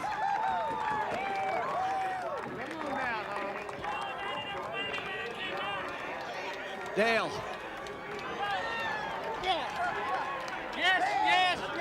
Yes, yes, yes. What a show. Yes. Here with Larry McReynolds and a big hug. And Richard Childress. Dale, how about that ride? How about it? Man, can you believe it? For one, got an awesome race car, but for two, thank good Lord for a good day. This race car did everything. The good Lord looked after it all day long. Good wrench. This is for all them race fans and all them people have been saying, Dale, this is your year. Dale, this is your year. And boy, a lot of them said it this year. All the way from Mr. France, all the way down to Todd Parrott and all the guys on the team. The Daytona 500 is ours. We've won it, we've won it, we've won it. And everybody took a shot at you at the end. I don't care who was taking shots at me. I was driving the mirror more than it was the front, but you know, I tell you, these great sponsors, these great people that's worked with us and give us everything we need to win with. This is a good race car. The Spinny Clinton, hey David, congratulations on your baby. And Larry McReynolds, Spinny Clinton, Richard Childress, we got one heck of a race team. We're going to win a championship this year. One for Dale and one for Teresa, one for Neil Bonnet, 2 today. Well, one for a lot of people, T. Wayne Robinson and you know, all Neil Bonnet, my dad, everybody that's been in racing has been my friend that taught me so much, that touched my life. There's so many of them, I can't thank them all. My mom, thank you, Mom. I know she's back home. Dale Jr., hope you're not too sore. Carrie and Kelly, I love y'all. You've touched a lot of people here today, and we'll be back for the trophy presentation in a moment after these messages. You the man. You a bad man. Good job. You next, buddy. Good job, buddy. Well, we're back here in Victory Lane. John Graham, president of the Daytona International Speedway, after perhaps the greatest 500 of them all, is about to make the presentation to Dale Earnhardt, symbol of victory in the great American race. John? Ken? Dale, we get you up here for a second. Dale, congratulations. Here is a replica of the Harley J. Earl Trophy, symbolic of the champion of the Daytona 500, and we'll inscribe your name on the permanent Harley J. Earl Trophy on display along with your winning car in Daytona, USA year-round. Congratulations. A great day for racing. Let me have. Somebody may get hurt here. Great day for racing. I tell you, it's a great day, and I was wondering if I'd ever get my name on that trophy when y'all built that thing, and it's going to be great to have this in my trophy case, but it's for Richard Childress and all the guys. Everybody worked so hard for this. There's too many people in my life I had to think. I couldn't think of them all right now. Dale, you lose that car for a whole year. It's going to be at Daytona, USA. They'll roll it in tonight. That's why I took it out in the grass and spun it around a little bit. I knew I wasn't going to race there again. I just thought I'd throw a little grass up. Very well planned. Those pit stops were just immaculate today. Well, they were. The guys did a great job, and Dale didn't choke it on the pit road, so everything worked great. And, I can't say enough for this team. I tell you, we've had so many people that really worked so hard for it. GM Goodwrench Service. They have been, you know, supportive all the way through. Here we are in Victory Lane again. I knew we could do it. And you did it, and you did it in style. Let's go to Dick Berggren. I'm with Bobby Labonte, who put on a terrific run at the end to finish second, his best ever in the Daytona 500. Where did all that speed come from at the end of the day? Man, you know, Jimmy Spencer really helped me out a lot all week long, and our cars worked really good together. And he's kind of out there. Got a few guys to work with, but we worked good together all week, and brought this Interstate Pontiac. Put me back up there, and from about 7th back to 2nd there with about 3 laps to go. So it was a pretty awesome run for us. And the little guy is Tyler Labonte. Ralph? Jeremy Mayfield, a tremendous run for you. Tell me about that last lap. Man, I'm glad it's over with. Had a really strong car. The Mobil 1 Ford was just outstanding all day. Didn't make any adjustments. The pit stops were great. My teammate, great. I mean, we worked together good all day, and that's shows a class act between both teams. We both ran good together and helped each other, and everybody started shuffling around at the end and really didn't have a chance to make a run on him, but we give our best shot. Your new teammate, Rusty Wallace, was the first one over to congratulate you. Is this teammate thing really going to work out? What do you say to you? Man, just thumbs up. Rusty's a great guy. We've become really good friends. We're here to help each other. The 2 and the 12 cars not going to race each other. We're here to help each other, and that showed today. And Rusty, man, what a guy. He's won everything there is to win, and have him in your corner means a lot. This could be a new powerful force. Jeremy Mayfield and Rusty Wallace in Winston Cup Racing, Ken. Victory Lane, that's the place to be. That's where Earnhardt is after 20 years of trying here in the Great American Race. We'll be back with more of the story after this.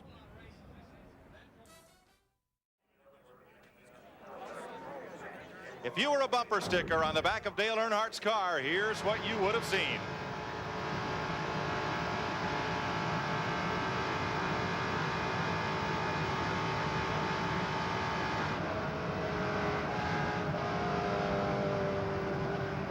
Dale Earnhardt came in it today having never led lap 96, 97, 98 of the Daytona 500, but finally he has led lap 200, the final lap. What ended the race under caution? Let's have a look here. There's Jimmy Spencer, number 23. John Andretti comes up quickly on him. Has to look like he just had to lock his brakes and cut to the left. That's Lake spins it around. Lake Speed in car number 9 goes around as well.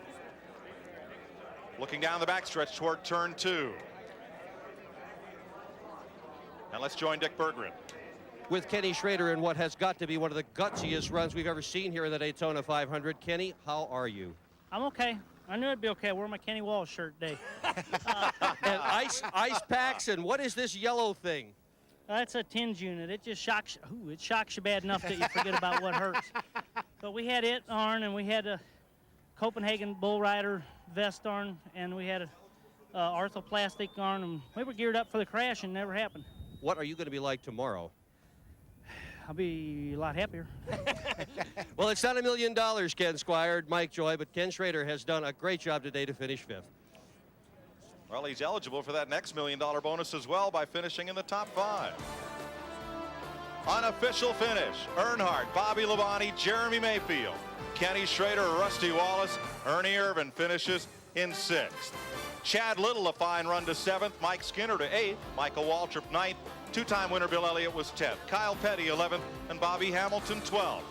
13th, Terry Labonte, the outside pole sitter, and Ricky Craven. Jimmy Spencer, Jeff Gordon, Lake Speed, and John Andretti, the lead lap cars. Kenny Irwin, the rookie, a lap down. Ted Musgrave, Jerry Nadeau, the rookie. Sterling Marlin, Mike Wallace, and Brett Bodine. Ward Burton 25th, and Joe Nemechek, Dick Trickle, Steve Grissom, Andy Hillenberg, and Rick Bass in 30th. Jeff Bodine, former winner. Robert Presley, former champion Darrell Waltrip, and Dale Jarrett. Billy Standridge, the rookie, and Dave Marcus, the veteran. Then Derek Cope, Mark Martin, and Greg Sachs, the last man running. In the garage were Jeff Burton, rookie Steve Park, Ricky Rudd, and rookie Kevin LePage. CBS Sports coverage of the Daytona 500 will continue after this message and a word from your local station. A huge crowd here at Daytona, numbed, smiling, as this man wins his first Daytona 500. Here's Ralph Shaheen. Well, Rusty Wallace, this is the best you've run at Daytona, your first top 10 finish here. How much of that is due to your new teammate, Jeremy Mayfield? I think a lot of it's due to the new thing we put together. We started developing the Taurus a long time ago, meaning about 6 months. And we've been really working hard on that car, but the engine ran great today, and the car handled perfect. And Jeremy and I really were working together perfect all day long. We were in the top 5 all day, top 2, 3 mostly all day long. And it just felt really good to get a good top 5 run out of it. For a while there, I thought that maybe I might be able to win it. We had a really good run going on Dale one time, but man, we might have got to him, but there wasn't no getting around him. He wanted his Daytona 500 win really bad, and he deserved it, and I'm proud of him. But I just can't say enough about our new team. The Cranafis Penske team, the Penske South team, both guys worked great together. The cars were identical. We knew when we came down here they should have been real close identical, and it worked out good. Dick Berggren? Ernie Irvin with an incredibly strong day today with the MB2 team. Were you at all surprised at the quality of that race car? No, I really wasn't. You know, the Skittles Pontiac is a really good car, and they built last year, built this team, and you know, the Pontiacs are an awesome car, and you know, I'm just glad that you know, we got a good run in, and you know, Kim wasn't being able to be here because she had the baby on Monday, and Jordan's probably watching. Hey Jordan, I love you, and I'll be home in a little bit, and we miss Jared. Kim is the wife, Jordan and Jared are the children. What now? What do you expect for 1998? I'm just going to keep building on it. Just keep getting good runs in every week, and you know, this is a lot better start than I had last year, and we're just going to keep building on it. Congratulations on a great run. Mike Joy?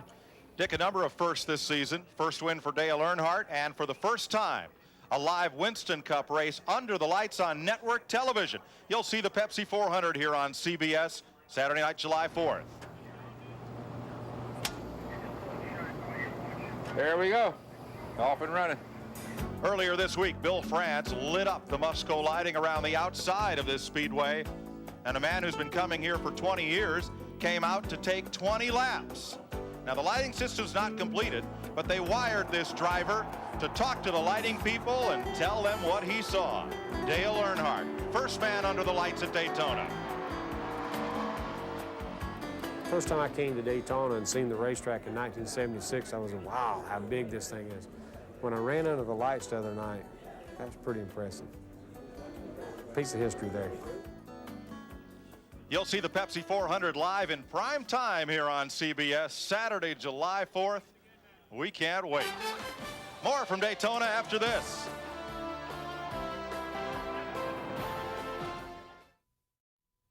This CBS Sports Race Summary is sponsored by Texaco, a world of energy. Back with you at Daytona. 200 laps in the books. The 200 that count for the 500. 8 leaders, but the leader they're all going to be talking about is Dale Earnhardt, victorious in this wonderful Daytona 500 today. Take a look at who did not make it to the end of the line, but consider that 43 started, and that's all that fell out. Amazing. Larry Woody, one of the great racing riders, writes for the Tennessean, has said Dale doesn't drive for the dough. He drives for the sheer enjoyment of it. He chases checkers like a beagle chases rabbits. It's just his nature. My, wasn't his nature grand today, as he showed all the patience he needed to bring this event off. And that's what it takes to win the Daytona 500. Loads of patience. That was his point all week long, that he had to be patient and then go for it when the time came. And that's exactly the lesson he taught every short tracker in America this day in this 40th annual Daytona 500. We're going to take a commercial break and be back with you once again here at Daytona as the celebration continues. Win, win, win is what Earnhardt says. We're going for the championship this year.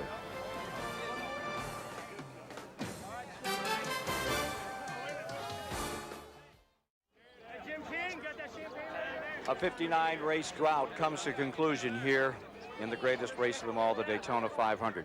Earnhardt reigns big time. Today, to that final moment, you witnessed a war between the finest 43 at Daytona. After each other with everything they had. They threw blocks, they scraped each other right down to the finish. And then when that checkered flag flew, as Earnhardt drove down pit road, as we told you at the outset, it became a sport of friends. Didn't matter what team you were with, you were part of the Earnhardt team. It's an amazing sport. Let's go to Mike Joy. Ken, perhaps he doesn't race for the money, but Dale Earnhardt and Richard Childress will take a check to the bank in total of $1,059,000. We had a lot of firsts today. We also had a few seconds. Mr. Baker, your record's intact. I was wondering there for a little while. I was just glad no one was injured today. good, safe race, and Dale Earnhardt set history right where he wanted to. He's done it all now. Second fastest Daytona 500 ever. Buddy Baker has still won the fastest. And at 46, Dale Earnhardt became the second oldest driver to win the Daytona 500. Bobby Allison holds that distinction. He was 50 when he won it back in 1988. He may not have started the day as everybody's choice to win, but if your favorite driver couldn't, I'll bet you're glad to see Dale Earnhardt celebrating finally in victory lane. We'll be right back.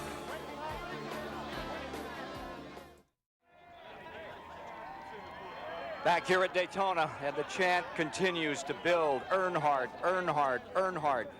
What a moment.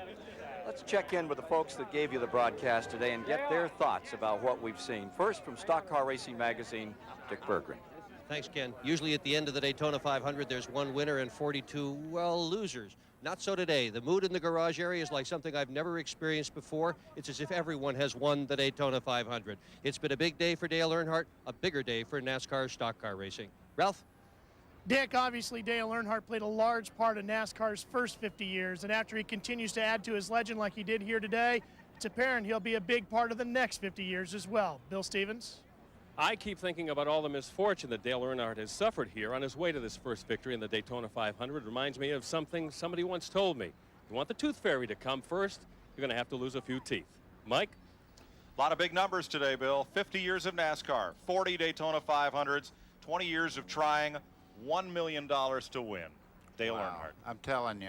You know, he got one dream today. He won the Daytona 500. He can be the first 8-time champion in NASCAR. It may be his year. Hey, I'm glad I picked him yesterday to win this race today. He finally made me a winner out of me. Ken Squire. Right. Thanks, guys. Dale Earnhardt has said, I can honestly say I get as excited on race day now as I did the first time I rolled out on a racetrack, and I want to win just as bad. And didn't he demonstrate that for all of us here in this 40th annual Great American Race, the Daytona 500?